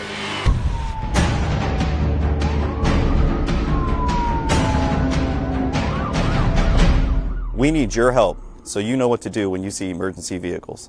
Pull to the right. Pull to the right. Pull to the right.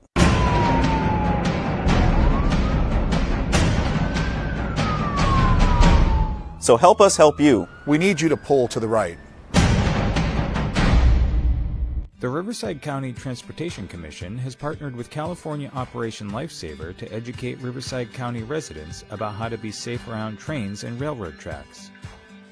Here are 3 safety facts you need to know. First, trespassing on train tracks is not only dangerous and can lead to serious injury, it is also illegal. Second, you may not always be able to hear a train coming, which is why it's important to always stay off and away from tracks. And finally, it can take a train up to a mile to come to a complete stop. If an object or person is on the tracks and the train can't stop in time, unfortunately, a collision may occur. Now that you're the expert, you can help us spread the word by sharing these important safety messages with your friends and family. We thank you for practicing rail safety.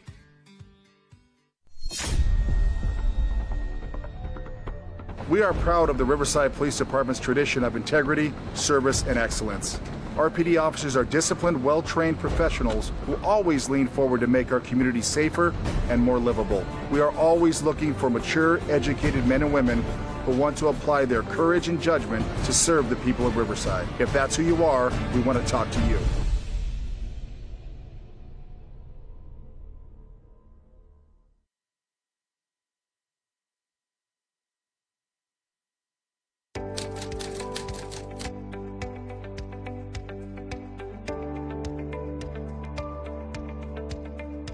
My name is Melissa Olmos, and I'm a driver operator in the Department of Refuse for the City of Riverside, and I've been doing this for 4 months already. I really enjoy it because this job is not like a routine, so every day is different. So I'm assigned to do the bookings. The residents call to the city to be serviced, and these items is large furniture, mattress, and appliance.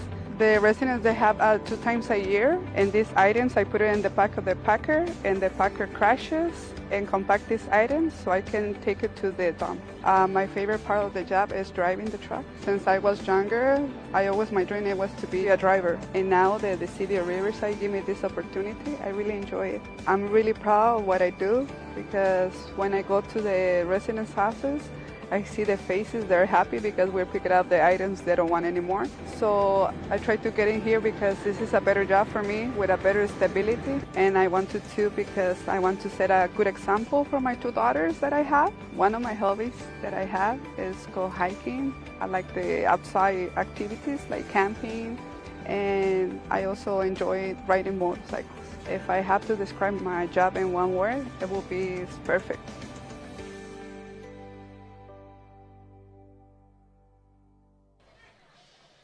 Welcome back to the Riverside TV Game of the Week. Cerritos, in an upset alert, leads the Riverside Tigers at the half, 21-17, and will receive the kickoff to begin the second half. Riverside got things going with a sensational 94-yard, 3-minute and 48-second drive, and they capped it off with a 1-yard score from the freshman Lawrence Starks. The tailback is in for his 4th touchdown of the year. Then Cerritos went 75 yards on their first drive of the game, and we had the looks of a shootout early as both teams went 1 and touchdown on their first drive. There's Bailey Torres on the toss from Cade McConnell. The quarterback found the lead for the Falcons, another terrific drive off of an RCC punt, and they cap it off with a Dehon Manning 1-yard scoring plunge. The sophomore from Bellflower is in for his 3rd score. Cerritos at one point led 14-7 going into the second quarter, and it appeared that the Falcons had controlled the game, but Simpson throws an errant pass right to DeMarco Moore, and that was a huge difference in the game, Jeff. That's exactly what it was. I mean, it was a big, big play. And I'll tell you, Riverside has to be happy they're only down 4 yeah. to start this second half because they were outplayed by Cerritos. for most of that half. RCC converted that interception into a field goal, 14-10. Falcons score another touchdown on what appeared to be a botched coverage. You mentioned a rub route between the tight end, number 88, Jacob Blasia, and one of the receivers for Cerritos. RCC, it took a while, but they did find the end zone late in the half with this touchdown by way of quarterback Jordan Barton. And through 30 minutes, Cerritos leads Riverside 21-17. We saw it all in the first half. Red zone interceptions, touchdown passes and runs, some crazy plays, some crazy penalties. And the Falcons are up by 4. Hopefully Coach Kraft buckled down and got on his troops, and I'm sure they made some adjustments we'll see here in the second half. That kickoff soars into the end zone. The Baker's dozen remains for Riverside's Chavez, who's the only man to stop him from a touchdown, and would you know it, he makes the stop at the 40-yard line. Great return of 62. Yep, Chavez appears to be hurt, which is not good for the best kicker in the entire world. Right. Bahone Harris was on the return.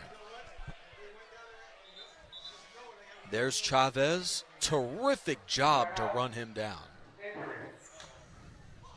So Ricardo Chavez is, it appears, pretty significantly hurt. We'll certainly hope that he's okay. Now, there is a reason why kickers usually aren't the first line of defense. You know what? Kickers should all be pacifists. Should they? Well, it was either a pacifist and a touchdown or 6 points off the board with his effort. He's the best kicker in the world, though, so yeah, that's the only thing.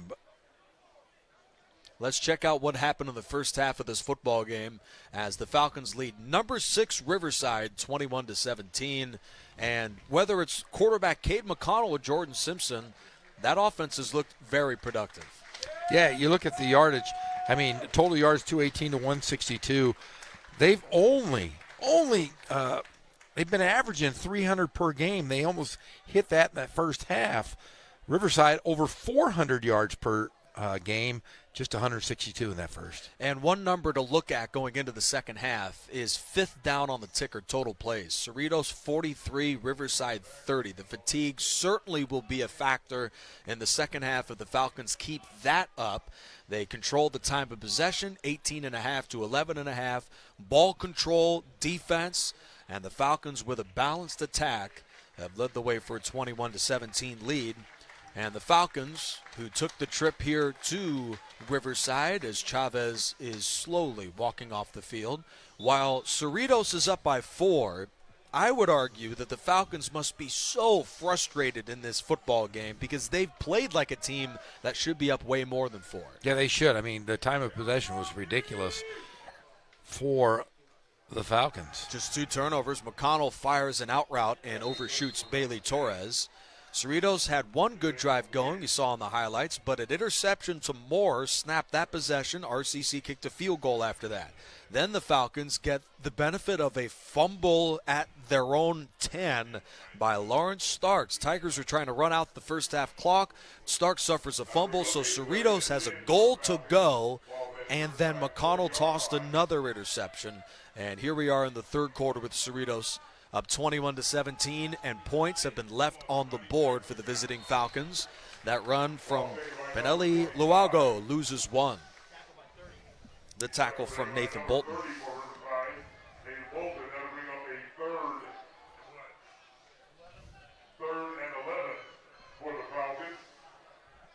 And this would be a miraculous job if RCC stops him here. Yeah, they were 67% in that first half on 3rd down conversions. They were 8 of 12. 40% during the regular season for them. RCC brings in some subs. Number 96 checks in DePorres Schletty, who has recorded the only sack for either football team, freshman from Alpharetta, Georgia. 3rd and a long 11 for Cerritos as he's one of the 4 Tigers on the rush. McConnell fires to his left. That is reeled in by Sanchez. First grab of the game, 3rd of the season from the freshman, but he is a bit short. And there's where they've attacked that, the second level of the secondary on the Riverside. The Falcons have been very efficient going to that second level. 4th and 4. Big moment for the Falcons. Cerritos missed their last 4th down try and are at just 31%. 4th down conversions on the year. McConnell looks to his right and throws a corner route that is overthrown for DeJour Smith and incomplete. Big takeaway from the Tiger defense on a turnover on downs. Now let's see if the Tigers can do something on offense here. Just a huge momentum swing in the football game. To think that Harris would be a tackle away from a touchdown, I think Chavez literally saved 7 points for Riverside. Yes, he did. I'm just concerned we're not going to get to see much of Chavez tonight. Hopefully he's okay. So currently practicing punts right now is number 48 for RCC. That is Abraham Nunez. Big hit of the 41-yard line on the Starks run. The tackle from Cody Coleman. So Abraham Nunez is a sophomore from Corona High School.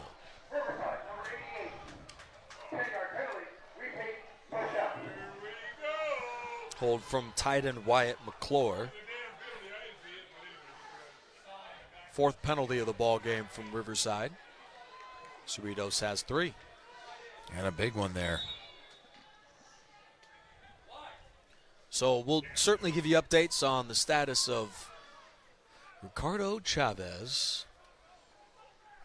But as of right now, they have Abraham Nunez warming up for special teams on the sideline. 1st and 20, they'll set up the screen pass. Here's Lawrence Starks, the freshman from Fontana, with a brilliant run.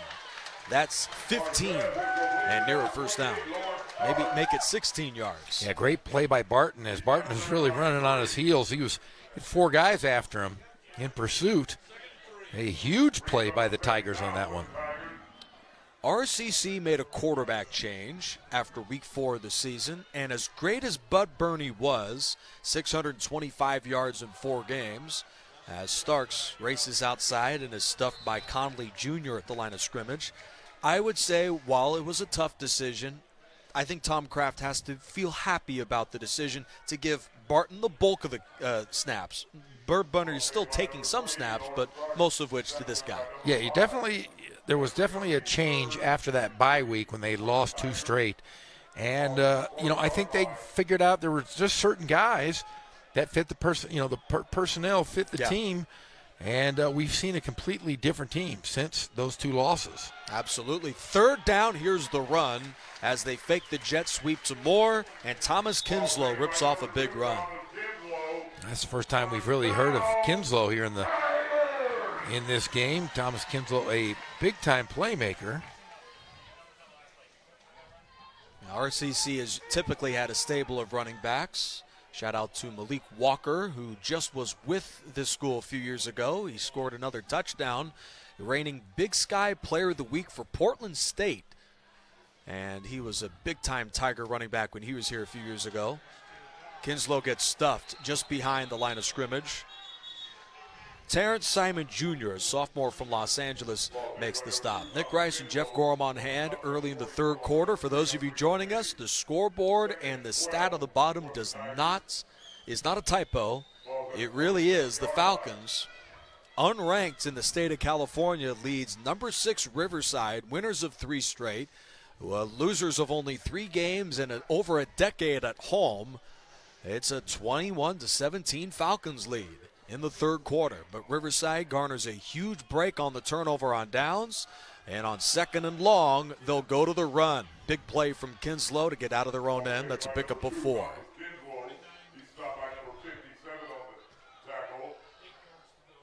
Joshua Palu and Brandon Nunez combined for the tackle.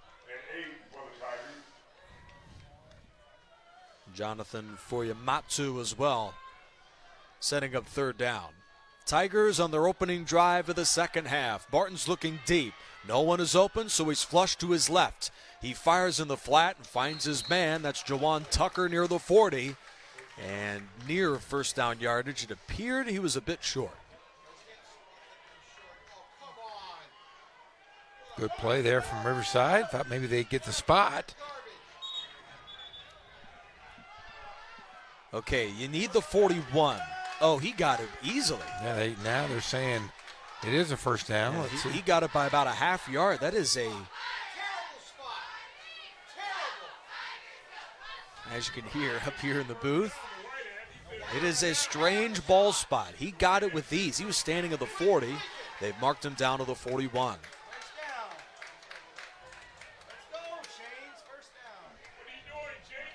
Five minutes into the third quarter, Cerritos 21, Riverside 17. Let's look at that replay one more time. Jawan Tucker made the grab. He needed the 41, and he got that 41. Yeah, that's a first down. That's a first down. Okay, it is a first down. It took a while. Barton fires. Tucker on a comeback yet again. Reels it in. That's another first down. Now they're giving him the sidelines here on the field. They've taken away the middle of the field. Riverside taking advantage of the defense.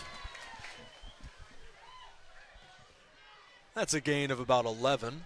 And that's Cerritos' coverage, as you mentioned, is sagging off on that play. Here's Starks on the gut run, and he spins inside the red zone. Riverside has rarely been in the red zone tonight.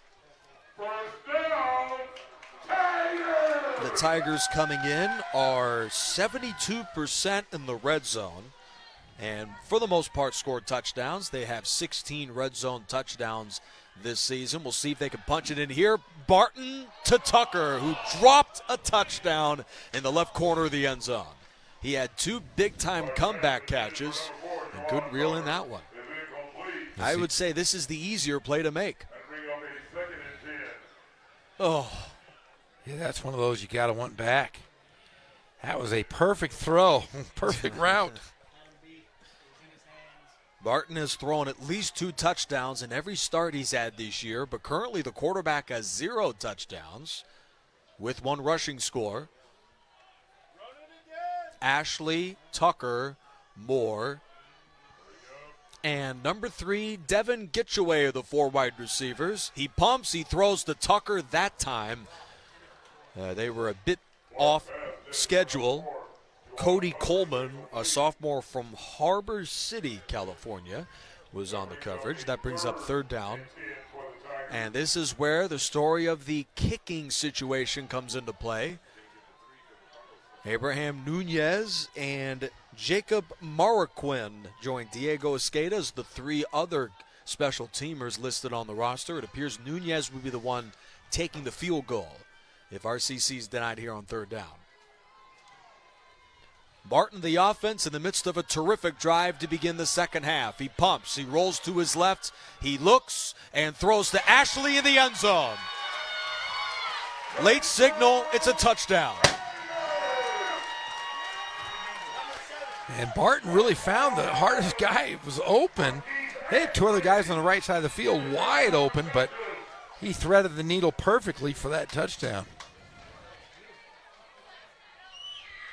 Extra point from number 61, Jacob Marroquin, a freshman from Santiago High School in Corona.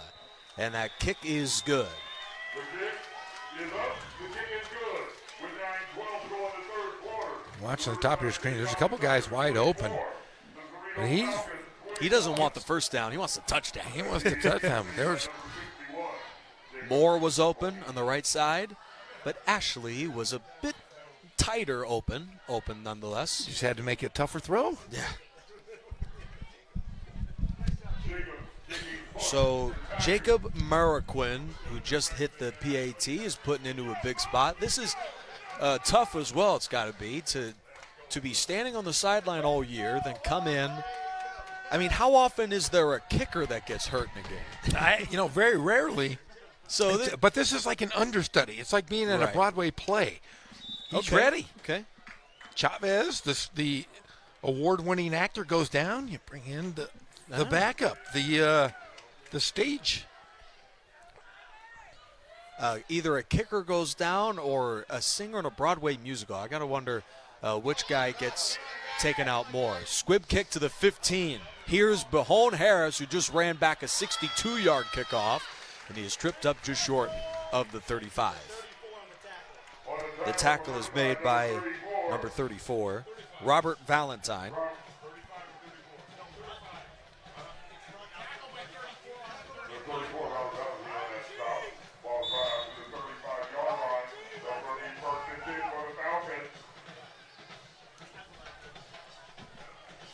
Nick Rice, Jeff Gorham on hand. Are you having fun, Jeff? Always having fun. All right, I'm having fun now. McConnell muffs the snap. He's running backwards to the 15. What is he doing?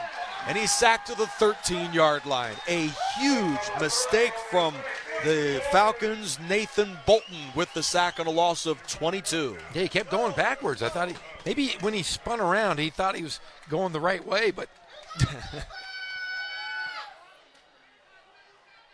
that's got to be the longest loss for a football team on a play in a game. I mean, that's insane. Second and a long 31, maybe 32. Well, if the Falcons convert this, it would be nothing short of incredible. Stretch to Booth, and he's going nowhere. Ball taken by number 6. On the stop, number 40, Noah Purcell. There's Noah Purcell. We spoke about him in the first half. He's one of those do-it-all linebackers for the Tigers. got a cool sock going on. He's got one sock going. Oh, interesting. In the SCFA, we've seen some great linebackers. Formerly from Mount San Antonio, Antonio Pierce was in the SCFA a few years ago. Won a Super Bowl with the Giants. 3rd and a country mile. Out of the backfield for Booth. Gets a great block. Well, Cade McConnell, while it may not be the play he wanted, I'll certainly put him in a Sports Center not top 10 nominee for that sort of that sort of decision. Do you watch that? I do every Friday. Really? Every Friday. Interesting. I love the when Scott Van Pelt does the bad bets. Oh, that's great. When a team's covering the under by like 2 points, and then all of a sudden a quarterback runs 30 yards backwards or whatever. Well, I'm sure whoever covered the over in this football game is going to get some big bucks tonight over on the points. Ashley has to trot all the way back again. What a job tonight by this guy. Well, there's all sorts of frustration on that punt. Well, the last punt he delivered was 79. That one was 65. That's not a bad clip for that young man. Abraham Delgadillo. His long on the year was 60. So he's thrashed that number. 6:59 to go in the third. RCC has the most uncomfortable three-point lead considering how the Falcons' offense has played tonight. Yeah, I mean, honest to goodness, this has not been a pretty game for the Tigers, but they have to be happy with the lead. You know, we've seen them hold off many leads in the past versus some great teams. Let's see if they can do so here in the second half. 24-21, they'll begin the drive on the ground. Stretch to Starks, and he runs right through the tackle at the 25-yard line. That's a first down for Riverside. Lawrence Starks.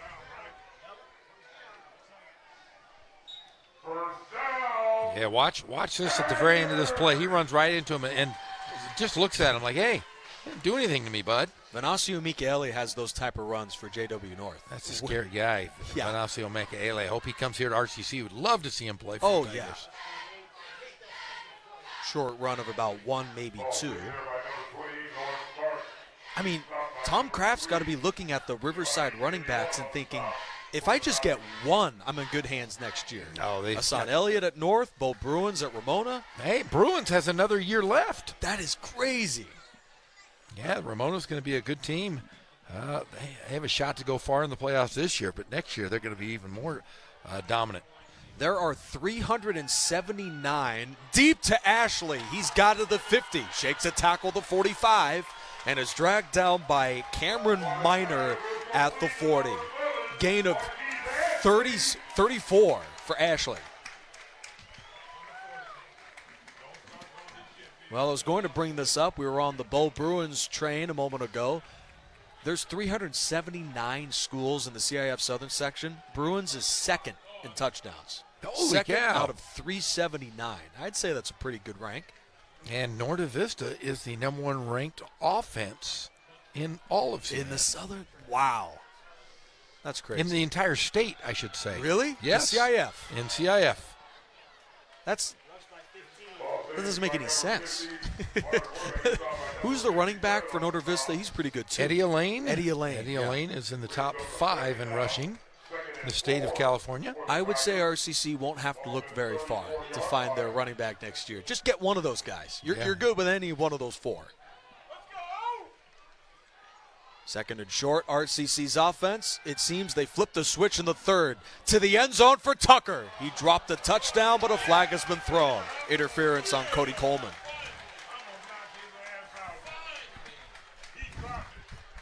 Let's see here on the replay. See if there was a lot of contact before. I'd say it's more Coleman breakup than a drop. Oh. First down.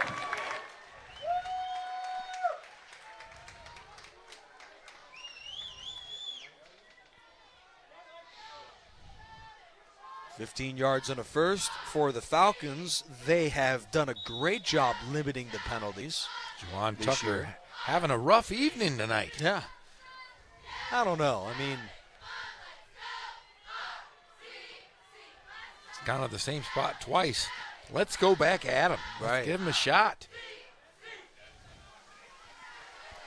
Riverside in the third, there must have been some inspiring speech from Tom Kraft. This third quarter has been dominated by the Tigers. Draw to Starks, and he is pulled down by Giovanni De Leon, number 3. I think exactly what happened is Tom Kraft went in and yelled at him, gave him a good tongue lashing, and said, hey, tongue lashing. Start playing some football. RCC is defending national champions in the Triple C AA. Second and short, draw. Off the left for Starks, and he is hammered and loses his helmet at the 12. If that's not a face mask, Jeff, I don't know what is. I don't think they're going to call it either. Cameron Minor. Nope, there is a flag. What a tough running back. If you thought Dean Connors was hard-nosed, check out this guy, number 28, Lawrence Starks.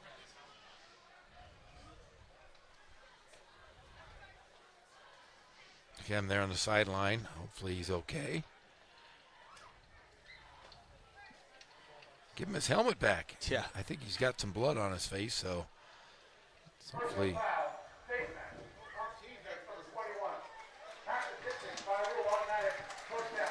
But the coaching staff may want to do him a favor, telling him to tighten that chin strap. Yeah. Good-looking guy. Doesn't want to mess up his face. Right. Well, too late for that.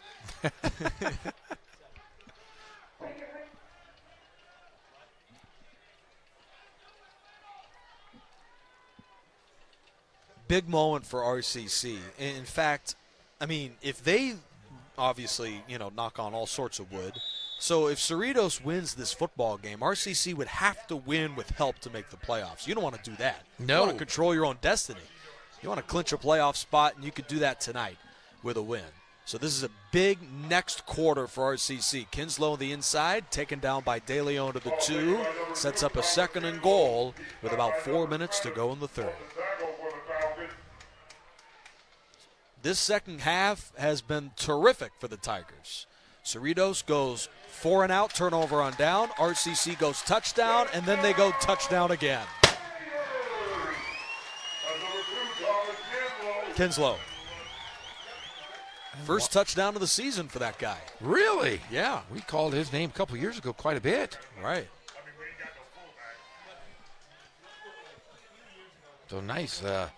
Tigers went down. Now they've got a nine-point lead. No Chavez, though, still. Ugh. He made his last extra point. Jacob Marroquin.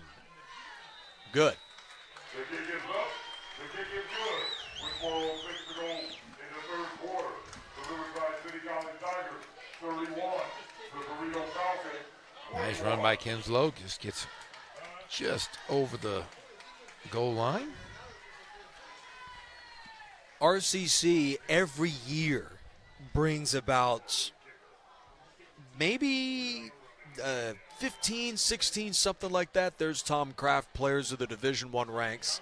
This is a coach that isn't just a great recruiter bringing players in, but develops talent across the entire country. I mean, he brings players in from everywhere, and his culture has been much renowned here in the city of Riverside.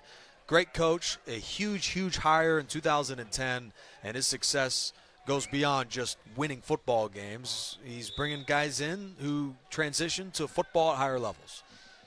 Look at the penalty yard, 69 for Cerritos. Squib kick taken to the 29-yard line. The return from number 87, Jalon Tucker, who spilled around the 40-yard line. So for all of you prospective Division I athletes watching tonight's game, maybe the schools didn't give you scholarships you wanted. Maybe you don't want to leave town. RCC is a fantastic place to play. It's a great place. I mean, it is a powerhouse for JC football. You mentioned Coach Kraft recruiting guys all over the country. He's gone out of the country a few times. We've seen a few of those guys. McConnell on the bootleg, throws to a busy tight end tonight. What a performance out of Jacob Leja, freshman from Whittier, with the short gain. Leja with 4 catches for about 12 yards and a touchdown. And they seem to consistently run that play, and RCC's letting them have it. As Cerritos brings in Jordan Simpson, a quarterback. Yes, McConnell has 1 snap of quarterbacking on this drive. That was it. That was all they wanted to see. Draw to Manning, and he gets stuffed at the line of scrimmage. Have you seen that very often, where a coach midway through a drive says, that's it for you? That's it. Simpson just 1 of 4 on the night. McConnell with 12 of 17 for 139 yards. Right. Simpson 1 of 4 for 2. But Simpson is the better goal line runner. They put back in they're still sticking with Simpson. Yeah, still Simpson. Simpson 6'3", 225. McConnell 6'2", 205. 3rd and about 9. What a second half by RCC. But they have consistently tonight been beaten on plays like that. An inside draw. Manning gains 18. Tackle by Lewis. First down, Cerritos. That's the big boys up front for Cerritos, giving them those opportunities. Well, Lewis gave him a hard hit at the 38-yard line.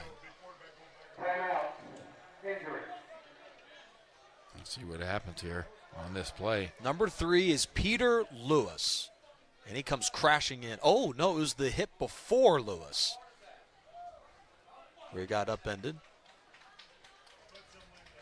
Let's check that one out one more time. So he lost his mouthpiece, too, on the play. Right.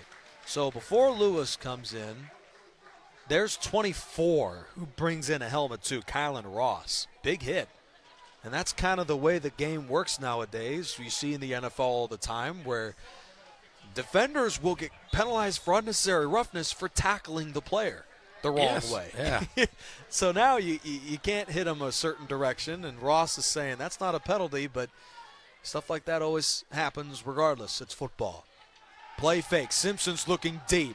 He shuffles. He rolls to his left with a Tiger helmet down. He is sacked. A big hit at the end of it. Riverside's defense is rolling. Peter Lewis with the sack for the Tigers. Peter Lewis, my golly. What a hit.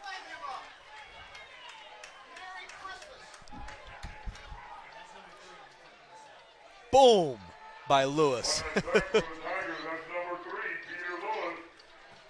It helps that Summers held him up.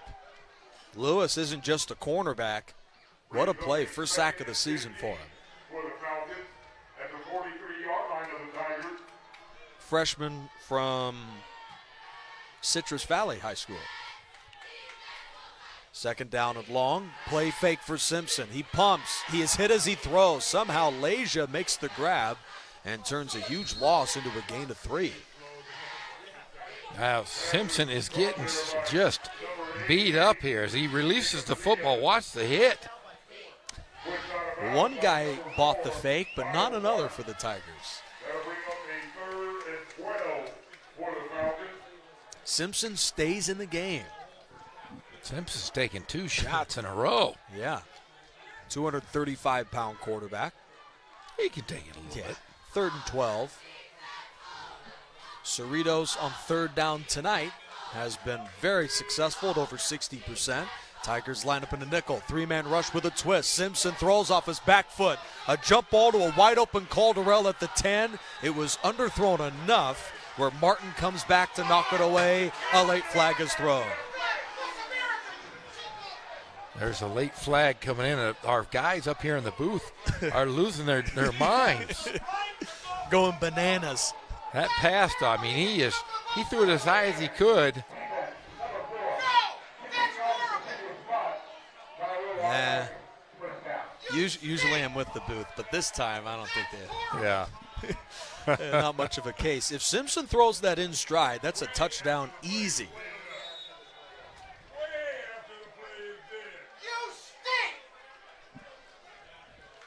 Apparently we don't have a card sheet to see who the officials are, and I'm pretty sure we should. We don't. No, we should.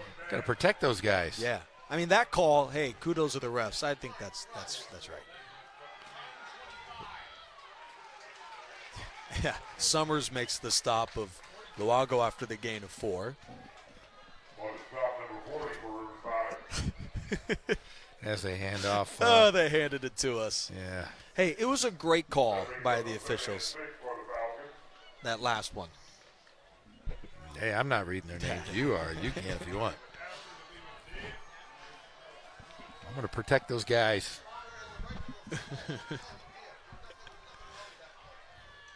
I like the guy last time we were here where he lost his battery power midway through the call.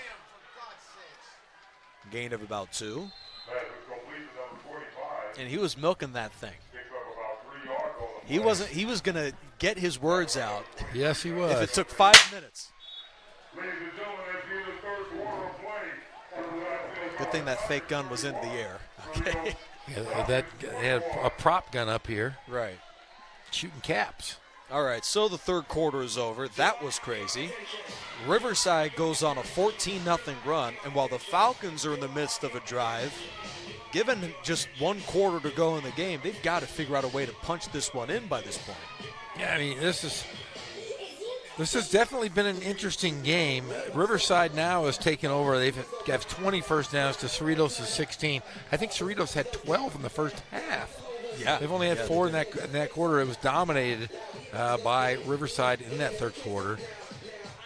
Yeah, Cerritos really, considering the sort of talent the Tigers had, they really had to take advantage of the chances they were given in the game. The fumble from Starks put them in a goal to go, and they couldn't convert with any points. And then another interception thrown from McConnell earlier in the game. Some mistakes and points have been left on the board for Cerritos. While they've got a chance tonight, the Falcons have to be frustrated. And then we saw RCC, the better team, looking like the team they expected to be in the first half. 3rd and short. Timeout Riverside. Not so often you see a team come out of a quarter with a timeout. First charge timeout. So we will be back here next Saturday. Yep. For a 4 o'clock start. 4 p.m. As we're going to play the old rival from down the freeway, Chaffee College. The Panthers. The Panthers of Chaffee. Chaffee is currently running the ball for just 23 yards a game. That is the fewest in the entire state of California. What? Did you say how many yards? 23. We saw a 23-yard run to close this quarter. Last time RCC played them at home was in 2017. Tigers won the game 56-7. So I would say the Tigers have to feel pretty good going into next week's game. Check us out Saturday at 4 on Riverside TV with, of course, Southern Section playoff football with 5 Riverside teams to play in the Elite Eight of the CIF Southern Section coming up on Friday. Kickoff at 7, unless for some reason you're Ramona, then the kickoff's at 7:30. I still have no idea why that happened. Here's Simpson, the quarterback, who is cut down to the 7. The tackle from Carlton Johnson. Here we have the RCC women's basketball team is 2-1 as they played 3 games. They beat Chaffee, Antelope Valley, and lost to Bakersfield. So Alicia Berber, head women's coach here at RCC, has them going in the right direction. And the boys, the men's team, they're 3-0 to start this season. Very nice. Under head coach Phil Matthews. I don't have an exact number on it, but I'm sure the cross-country team is yet again rolling for RCC. That play is going nowhere. Big hit in the backfield by Samaj Williams. Or I'm sorry, number 12, DeMarco Moore.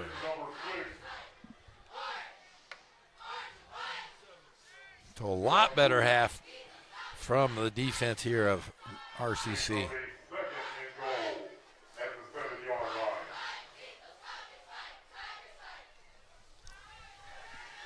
Well, Cerritos, as mentioned in the first half, has struggled mightily in red zone touchdowns. RCC cross country, should be noted, just won a state championship in 2016, finished 3rd in the state this year. Short run for the Penieli Luago. I don't know what it is. Maybe it's just the city, but RCC athletics is incredible. Every team. We dominate in everything. Everything. Nick Rice. I mean, you look across, they got the diving well over here. Not many junior colleges have a diving well. Right. Not many colleges. No. Have a diving well.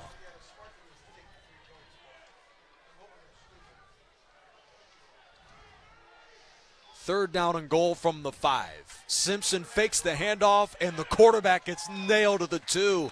Noah Purcell, one of the most active linebackers in the whole league, makes the stop. Lost the helmet, but it doesn't matter.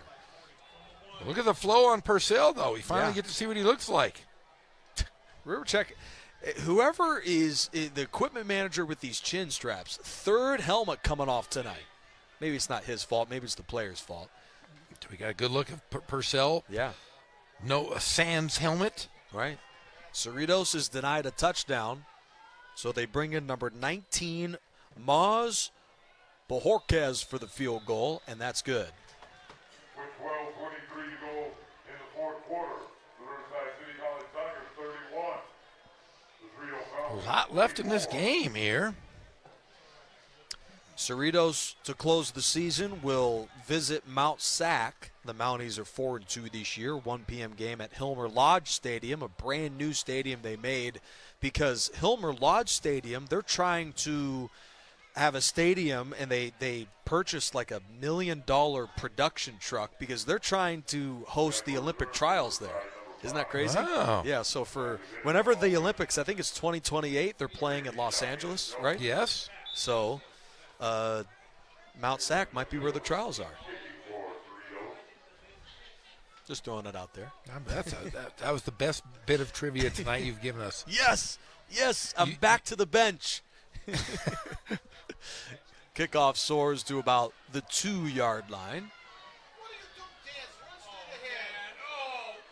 And there's the return dance to about the 18-yard line. Number 18, Jaquez Jones, freshman from Sarasota, Florida.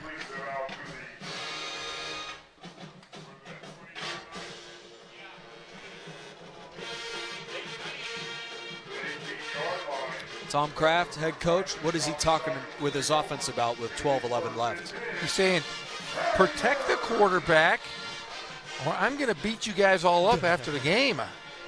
We're only up a touchdown here. You've got to protect him. Barton hands off. Starts down to the 25. Yeah, I'm talking about this diving well over here. You know, It's a huge, it's platform diving. Do you remember they had a TV show? It was called Splash, and they had it was like diving with the stars. And Kareem Abdul-Jabbar was one of the divers at 7'2". Yeah, it was a silly, short-lived show, but Starks near the first down. I'm sure maybe the football team at some point rehearses there because, hey, there's nothing quite like swimming laps in a pool that'll get you exhausted right away. There isn't a guy on this football team. You couldn't catch me jumping off that top thing. It's like jumping off a building. Yeah. I have soft feet. Jumping off the bottom one is insane. They got 2 levels. They've got multiple levels. They got all kinds of stuff over there. I'm surprised they have the parking lot right next to the diving board. Isn't like the whole front row getting soaked with the cars soaked with They're water? It's not they're not throwing a car off the thing. It's a person. It's not Shamu. It's not like we're at SeaWorld and you're in the first 6 rows. You're going to get splashed. Yeah, think about that, Nick Rice. If you're at a diving competition, I don't think much, by the way. You don't want to make a big splash, and then you don't get your points. You want to go in smooth. Ooh, nice and smooth. Yeah, but if you want to get splashed, go to SeaWorld, and you sit in the first 10 rows. You can sit with all the other 3- and 4-year-old kids, and you can be splashed by Shamu. No, I'm just going to go here to Riverside. And when you get into your rants, say it and spray it. I'm just playing. Have you ever jumped off a platform? The bottom one once. You did? I still have nightmares about it. Oh, it freaks me out. Oh, yeah. Yeah, I used to go here, by the way. Did you? But did you ever take a swimming class? No, I should have. A swimming class, cooking class, all the cool stuff they offer here. I should have done that. If I could go back in time, I'd be a culinary artist. And they have a great culinary school here at RCC, their own restaurant in downtown run by RCC students. Nice. They have like probably 100 different options of food. Every day I order chicken strips and fries. Trip of the 50, Kinslow on the run. You're like my 8-year-old son. Fries and chicken strips. Chicken strips, yeah. They had everything. We got to branch you out. Get you try some new stuff. Oh, man.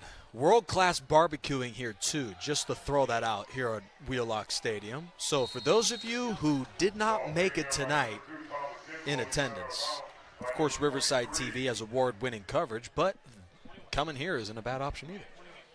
It's great coming out here. Like I said, the food smells wonderful. Mm-hmm.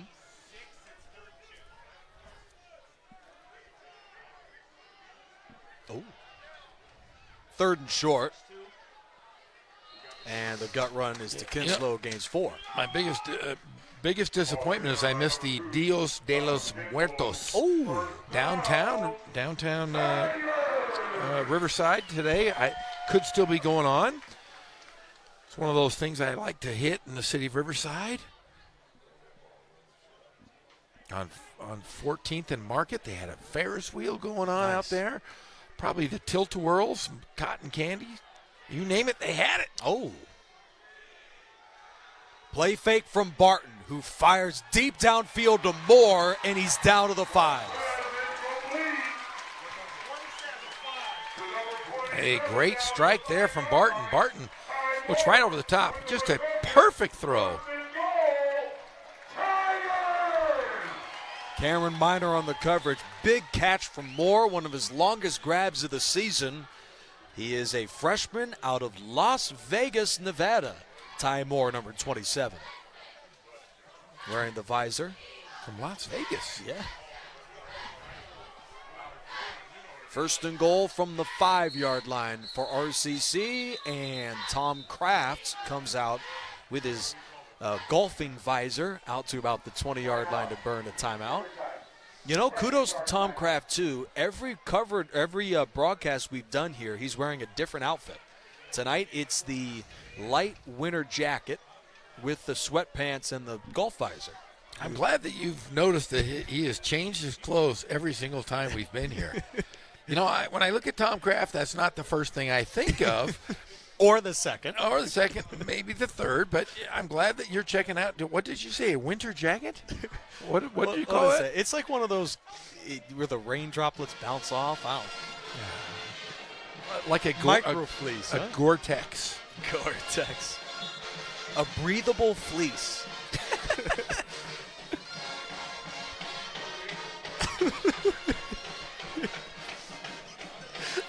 I think that might be the same hat we've seen. I mean, You call it a visor. I call it a hat. But I guess it would be a visor of some sort. Yeah, golf visor, right? All right, first and goal from the 5. Lawrence Starks. Flag is thrown. This may be coming back. We've seen throughout the night, it's amazing about junior college football. Sometimes there's almost too much passion, okay? And that's exactly what I'm referring to. Seems like almost after every play, I mean, these players are ready to throw it down. You got to relax. I know football is, it's an aggravate. You're angry and tough, but you just got to control yourself. Let's see what they call here. I'm sure it'll be offsetting. Substitution on the defense. The 11th player did not reach their side of the field. Half the distance. First and goal. Okay, that was not the penalty I thought was thrown. No. Pretty.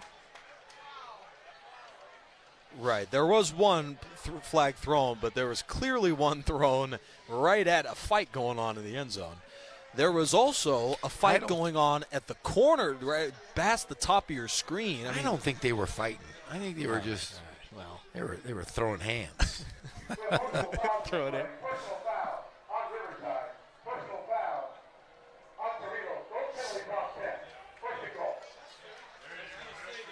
As they say on TikTok, throwing hands. Did you just reference TikTok? Yeah, I'm sure when you go home tonight, your kids will tell you, hey, on TikTok today I saw this cool dance. I have a 4-year-old. I don't think he's watching TikTok. Maybe my 8 or my older boy, but TikTok. No, that's no. Not in the Gorham house. Oh, he's watching Marching Tigers highlights. They'd had a great halftime rendition, by the way. First and goal from about the 3-yard line. Starks already has 1 touchdown tonight and is just short of another.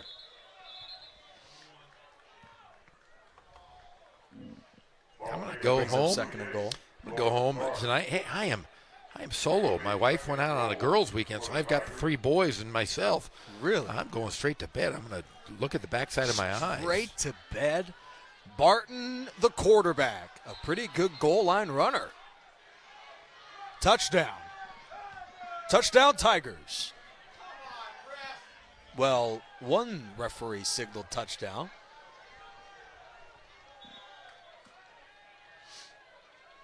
How about a flare for the dramatic for our officials? A long decision. And he's short. Oh. I don't know. I think if one official rules touchdown, that's worth a second look.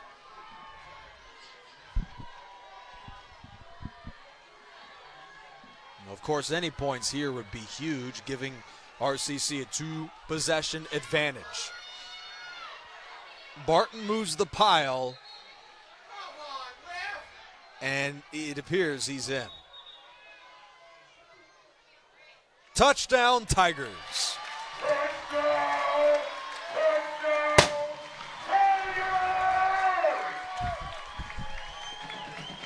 I think there's one guy who's not going to be getting sleep anytime soon. It's our PA guy. Leon Culpepper. On the call here, the PA announcer for Riverside.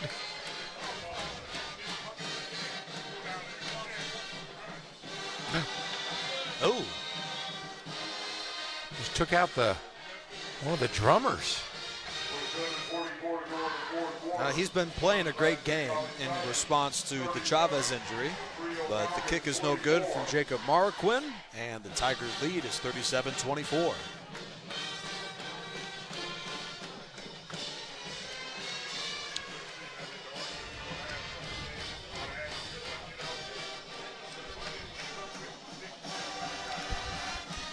That's a lot of first downs.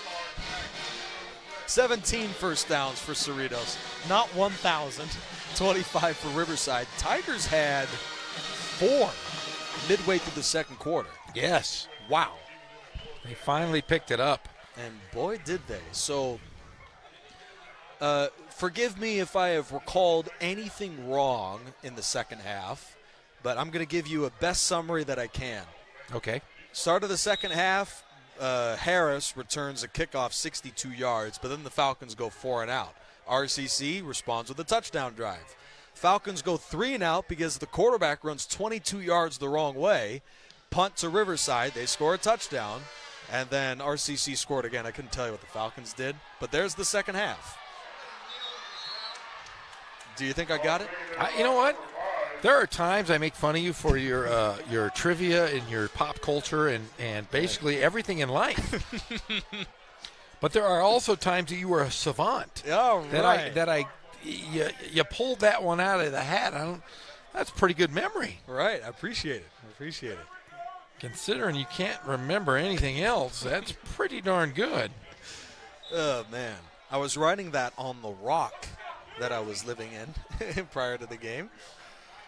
You're like Patrick Starr. That's right. I know that reference. Spin to the 30 by Booth, and he is out after a 2-yard gain. Extracurriculars.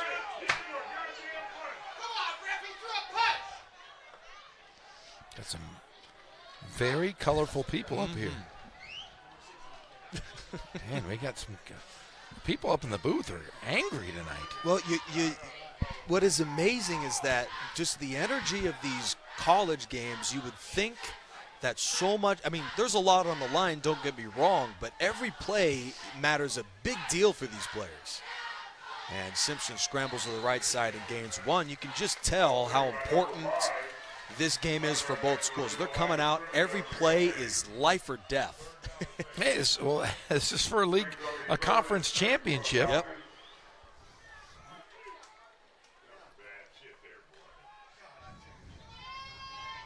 And that brings up a 3rd down and about 7, a short 7.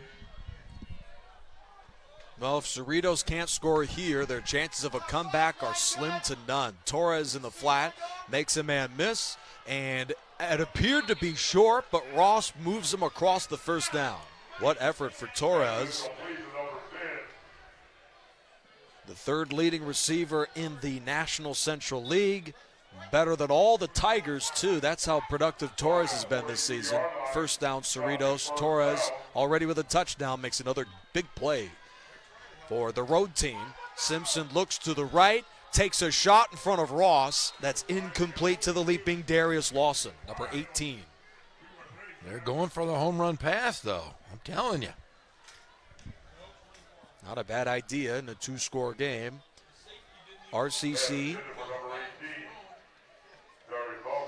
You know, I'm a big proponent of the Tigers. Love the team. I got to tell you, 2-game losing streak going into the bye, even I was a little skeptical of how they could turn it around. RCC wins tonight, and they did everything I could have hoped for this year. Simpson shovels the pass to Booth. He makes one man miss. There's another big run with Ross bending him with the 48.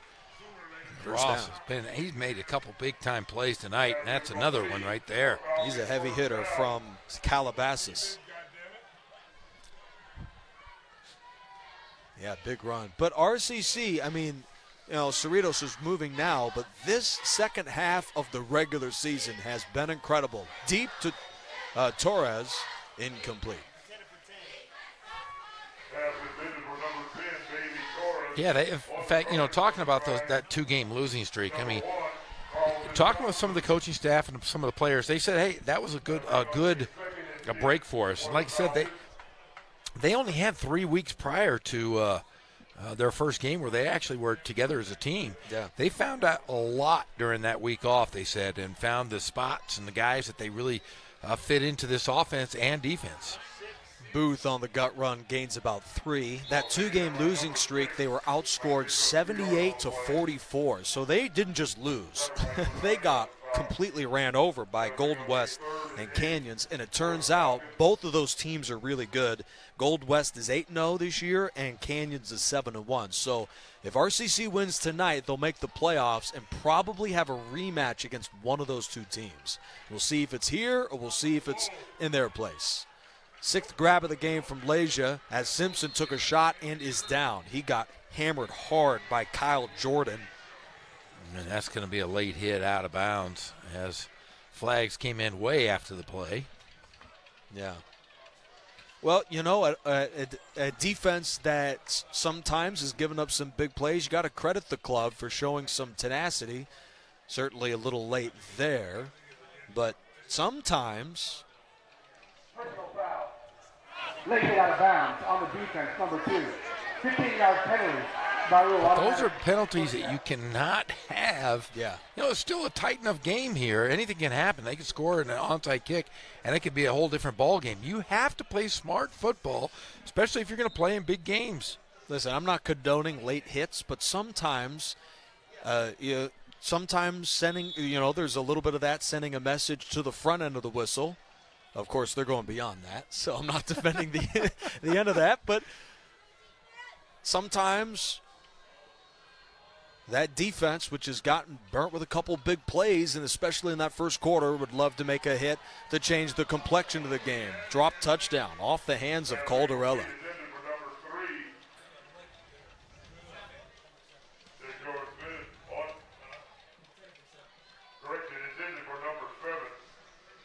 Yeah, that was a tough one. That was a good pass right there. He's going to want that one back. Can't get that back. Hit him in a bad spot. Right in the hands. Oh, dang it again. Yeah. It's a tough spot to get hit in. Maybe next time it won't get in the hands for Caldarella, who split to the right. Simpson fires a seam route on the run for Smith. He's got it at the 10 and is down just short of the 7-yard line.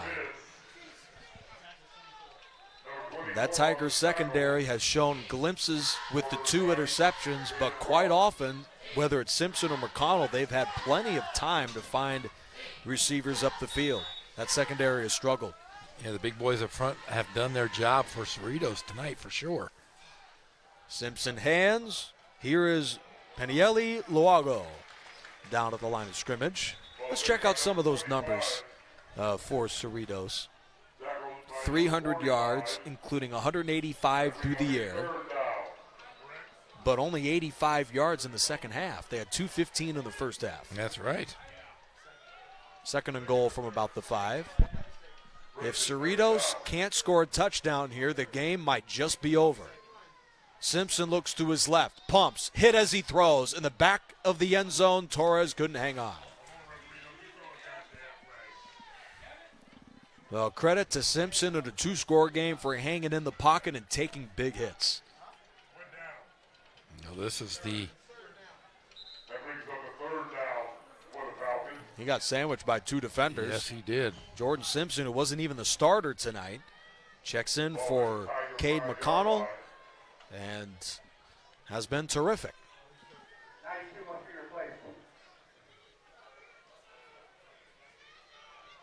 RCC has just 10 players on the field. There goes the 11th.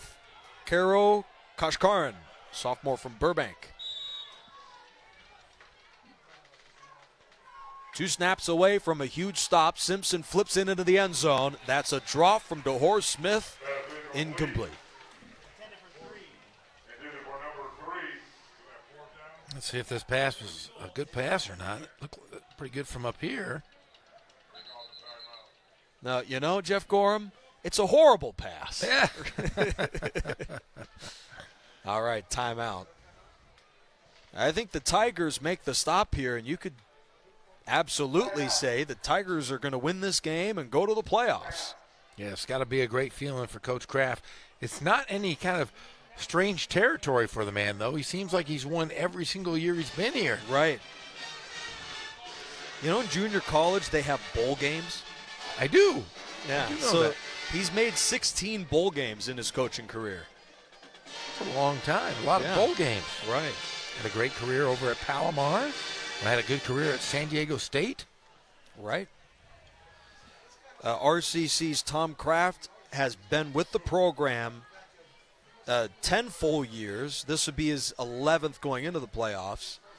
Currently, he's 9 for 10 in clinching conference championships. A win tonight would make it 10 for 11 in his RCC career. And really, the entire season for Cerritos in an effort to win this conference comes down to a 4th and goal from the 5. Maybe the biggest play of the year for them. Here's Simpson on a bootleg. He flips it into the end zone. Flag is thrown. They may get a reprieve here. It's incomplete. Yes, they are going to get a reprieve here. Reprieve. I like that. Yeah. That was a late hit. Out of bounds. It's going to be a personal foul.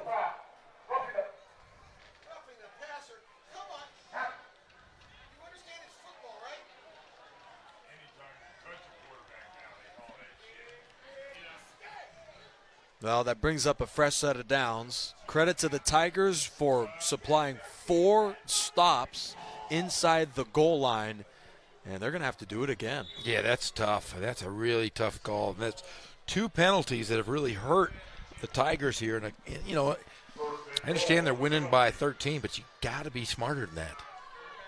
Giving them an opportunity to get back into this ball game. Booth slips through a tackle. There's a big block at the 5-yard line. Booth is over the pylon for a Cerritos touchdown.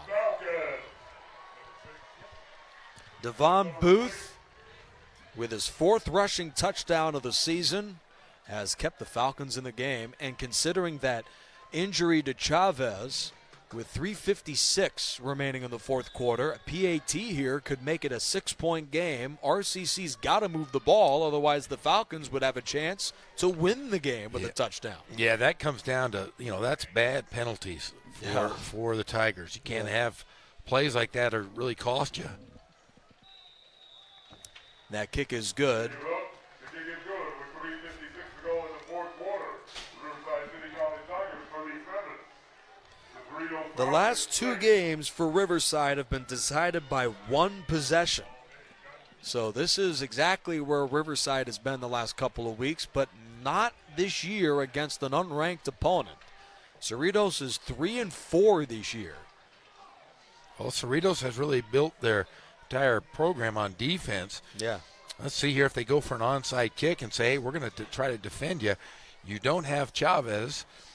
I'm telling you, there we can see an onside kick or a squib. See if they can get back the football here with 3:56 to go. I wouldn't want to give the ball to Coach Kraft with 3:56 left in a ball game because he can eat a lot of clock. He's been in this situation so many times. Another 384 yards for the RCC offense today. They had a rough performance against Golden West a few broadcasts ago on Riverside TV, held to 20.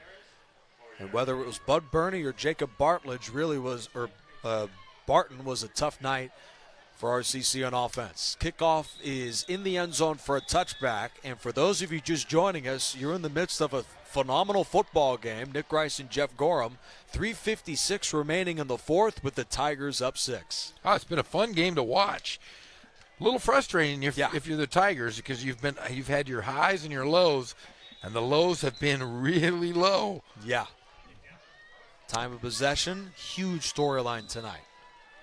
33 minutes for Cerritos, 23 for Riverside. But the Tigers have an opportunity here late in the game.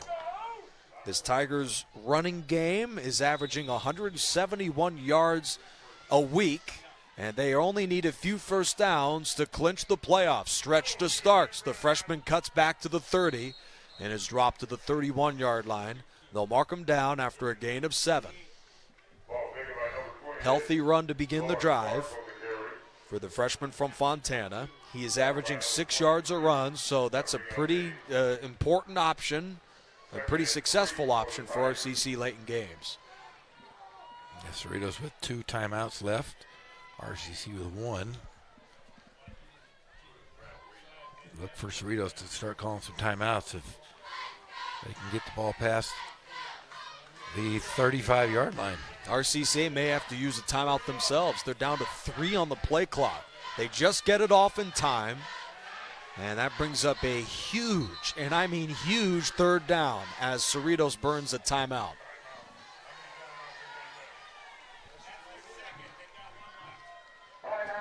So the game is getting tricky here. Ooh, sure is. You don't have your leading kicker, who has been phenomenal all season long. Would you dare throw it on 3rd down? Yes, if I'm Tom Kraft, really? Of course. Okay. Tom Kraft, I'm sure he's been known to do stuff like this before. Get a guy out in the flat. How about this? I would throw another scenario. RCC doesn't convert the 3rd down. Do you dare, if it's like 4th and 1, go for it here or punt it without your starting kicker? You have to punt. You'd have to. I mean, honest to goodness, you're giving them I mean, great field position. They've moved the ball well the last couple of times. You have to punt. If you don't convert, that's a huge if.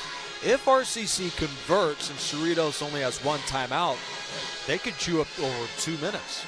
RCC is 6 of 9 tonight. By the way, they started the game 0 for 3. That's right. So they're 6 for 6 since the first quarter.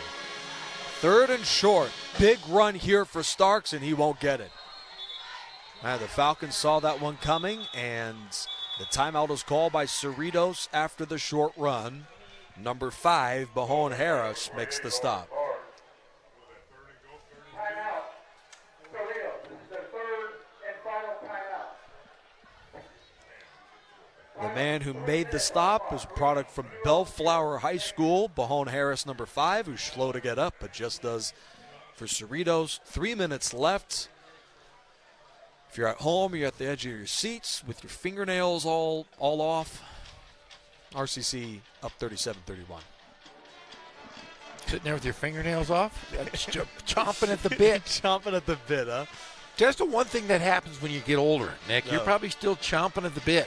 No, am I? You get in your Too 50s. many- I'm too in many my dramatic 50s Tiger now. games, See, that's why. it takes an awful lot for me to bite my fingernails or sit on the edge of my seat because I'm just too lazy at 50. Too lazy. Oh, man. I thought you were 40. No. So I told my wife. All right. Who is definitely not watching tonight. No. Okay, so the game comes down to this.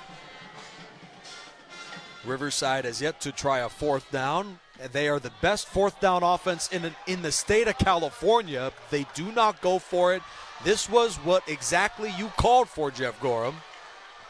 You said punt it, don't go for it, and that punt did not do much at all. That punt hit the Gatorade dispenser, though. That is an 8-yard punt. 8-yard punt from Jacob Marquin. With the Tigers down to 1 timeout, the Falcons without a timeout. My goodness, could RCC make this any more dramatic?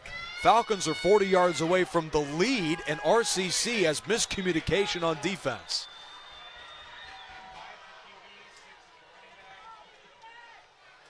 They've only got 10 players on the field, do they? Well, no, it's 11. But all sorts of miscommunication coming right out of the change. Booth on the draw, gains 1.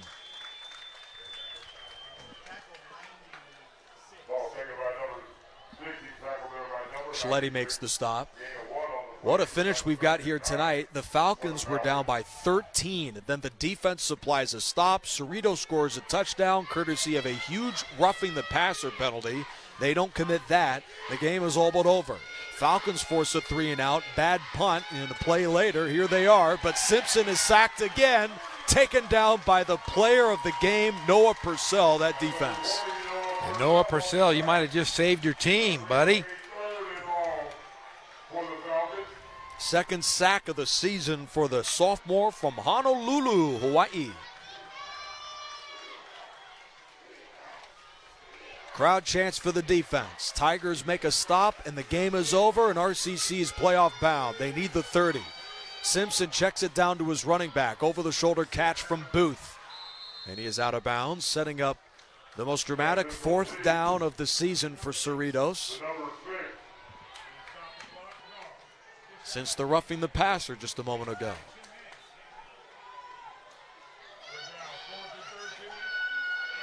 Fourth and 13, and the Falcons are out of timeouts. RCC makes the stop, and the game is over. What a finish from Wheelock Stadium in front of a near sellout crowd.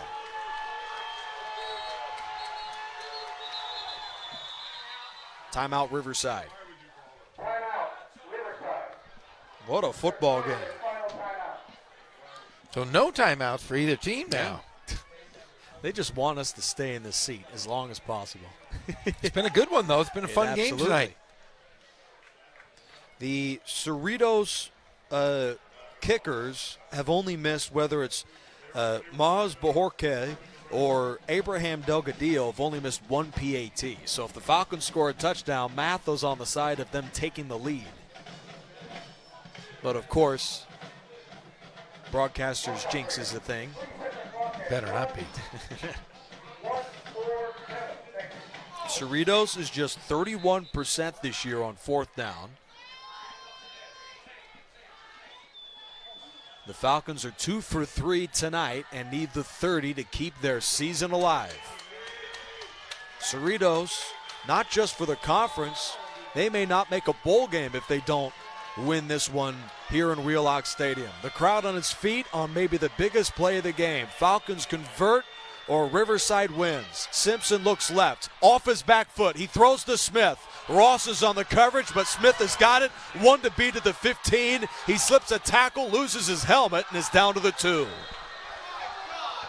Cerritos has saved their season with a big play to DeHoor Smith, number 3. Wow.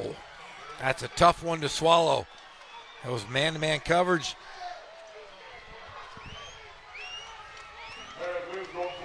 Riverside brings in mass substitutions in an effort to stop Cerritos at the goal line. They marked him down to the 7 because Smith lost his helmet. Offensive player's helmet came off. The play is still by rule on the 7-yard line, first and goal. That is the 4th time we've seen a player lose a helmet. That's a good stat. I don't know what it is.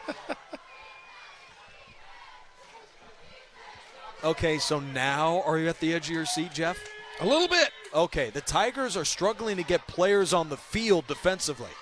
1:32 to go in the game. Falcons are 7 yards away from a tie, needing a PAT for the win.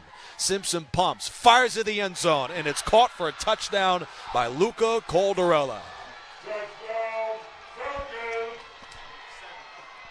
And with 1:23 to go in the game, Cerritos needs a PAT for the lead. Wow. And those penalties, like I said, come into play more so than anything.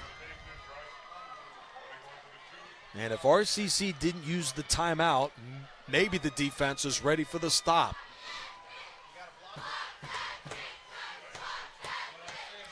Abraham Delgadillo, with the team missing just 1 PAT the whole year. Here's the rush, line drive, and it's good for the freshman. The kick is up, the kick is good. With 1:23 to go in the fourth quarter.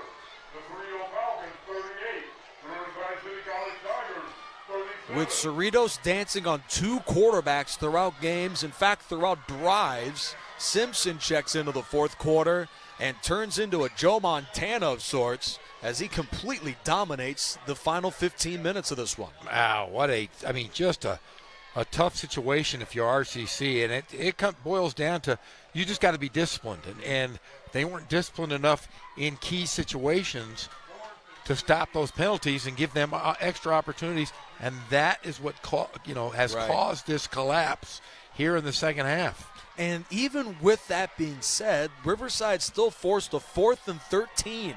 Kylan Ross was an inch away from a pass breakup which would have won the game. A terrific catch from DeHoor Smith to keep the season alive, and now the Falcons are in the lead. And RCC knows they've got to score. And it all is down to this. What a football game tonight on Riverside TV. Short kick taken to the 6. On the hop by Jaquez Jones, the freshman from Sarasota, Florida. And he is wrapped up just short of the 25, setting the stage for the final drive of the game for Riverside. And as we saw on the bottom ticker a moment ago, the Tigers are down for the remainder of their game, maybe the rest of the regular season. Their starting kicker, Ricardo Chavez. He might be the best kicker in America right now.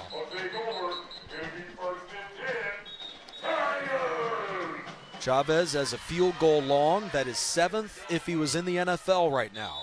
That's how good he's been.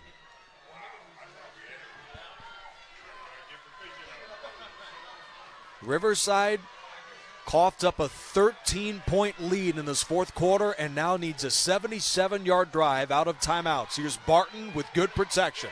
He throws to the sideline. That's incomplete to Houston on his first target of the ball game. Good coverage by King.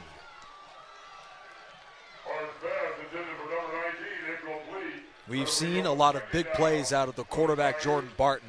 This would be the sort of performance, if he can will this team to a win, the sort of performance that'll put him in the memory banks of all of us here at Riverside TV for a long time. This would be an absolutely incredible scoring drive. Here's Barton with just over a minute left in the game. He throws the comeback to Tucker and is just short of the first down.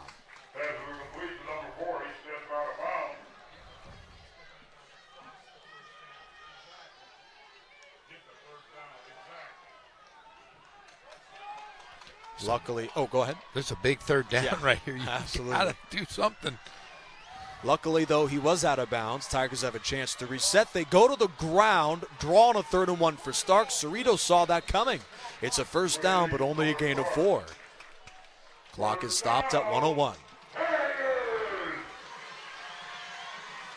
RCC makes the playoffs with a win, a loss, and things get a whole lot more interesting to close the year. Barton fires over the middle. First down, Riverside to Ashley. He's at the 50 and stacked up by King of the 49. 49 seconds left to go in the game. And this is where you look for a guy like Chavez in this situation. Yes. Coach Kraft has got to think to himself, maybe I'm never going to have a kicker try to make a tackle again.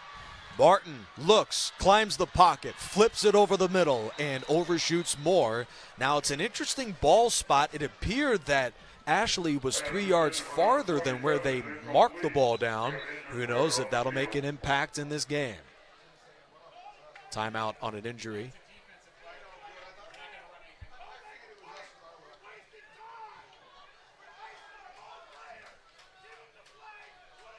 So this animated crowd roots not just for Riverside. There's a big contingency of Falcons fans who came in tonight. A lot of yelling down there. I'm trying to hear what the guy was saying. Tom Kraft is a quarterback guru of sorts with his days as a quarterback and also a quarterback coach. He set the school passing record as head coach of San Diego State in 2002.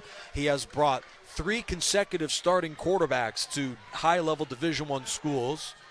As number 15, Diego Barrera, leaves the game, and has choice words for his starter this year, the freshman Jordan Barton, in an absolute thriller from Wheelock Stadium. We've seen a lot of big wins here at RCC. This would be one of the biggest. Second down from the 48.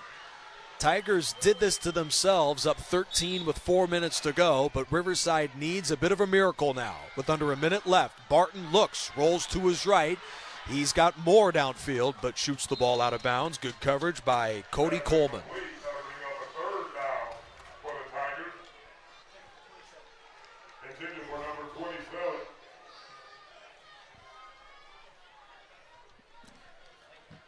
Jordan Barton, what are his numbers tonight? 13 for 21 for 244 yards and a touchdown. The freshman growing up before our eyes tonight against the best scoring defense in the National Central Conference in Cerritos. 4-man rush. Barton dances out of it, checks it down to Starks, who smartly runs to the sideline and is hammered out at the 48. Gain of 4. And now Riverside needs a 4th down to extend the game. And the Tigers are the best 4th down offense in the state of California. 75% on 4th down. 25 seconds to go in the game. This is the first 4th down try for Riverside tonight. Tigers reach the 42 or the game is over. Barton under duress, fires to Houston on a jump ball. He's got it to the 14-yard line and is inbounds. 1st and 10, Riverside. That was an incredible catch. It was underthrown. He had the intuition to get back. He saw it underthrown. What a great play. And Barton clocked it, but there was whistles before he spikes the football. Could Riverside get a break here? Ty Moore is hampered. The wide receiver who wasn't even involved on that play. RCC is down to just after Barton is set to clock it, just 11 seconds. The receiver who checked into the game, number 83, Rashawn Lacey, wasn't paying attention. Lacey was dancing onto the field, and a penalty flag has been thrown. Wow. I think everybody wishes we had Chavez right now. Yeah, absolutely. You have Chavez, game over. Mm-hmm. Even with the penalty, this may be a situation where the offense is there. False start on the offense with a 10-second runoff. Take the clock to 6 seconds. Now, what is frustrating is that the thing that's frustrating, I'm sure, for Riverside is that they did execute the spike football and the officials removed the spike. They did, and now there's 6 seconds on the clock. I don't know why Cerritos was jumping around. I thought they thought the game was over.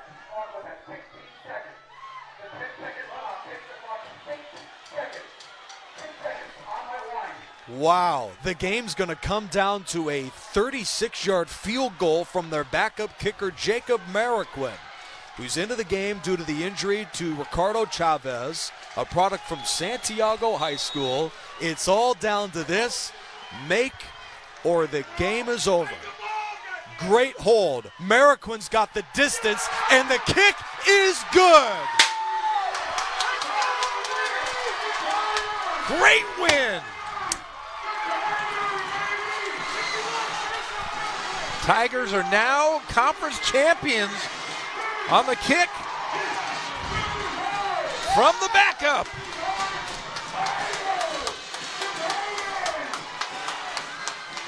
Couldn't have scripted this game any better. What a great ending. And I always talk about it. It comes down to kicking. And wow, what a great play. What a great ending. The game is over, but Jamal Houston, a few plays earlier, might have stepped out of bounds. I'm just going to throw that out there. We'll look at the review later. Riverside wins the game 40-38, and they required a 4th down conversion to Houston and a 36-yard field goal from their backup kicker. Riverside is going to the playoffs as conference champions.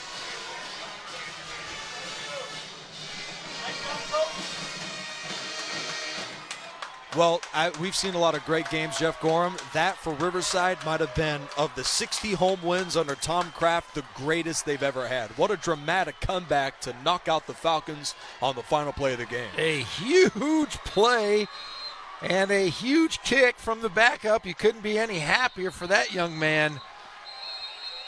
Falcons needed a 4th down conversion twice to come back down 13 with 4 minutes to go.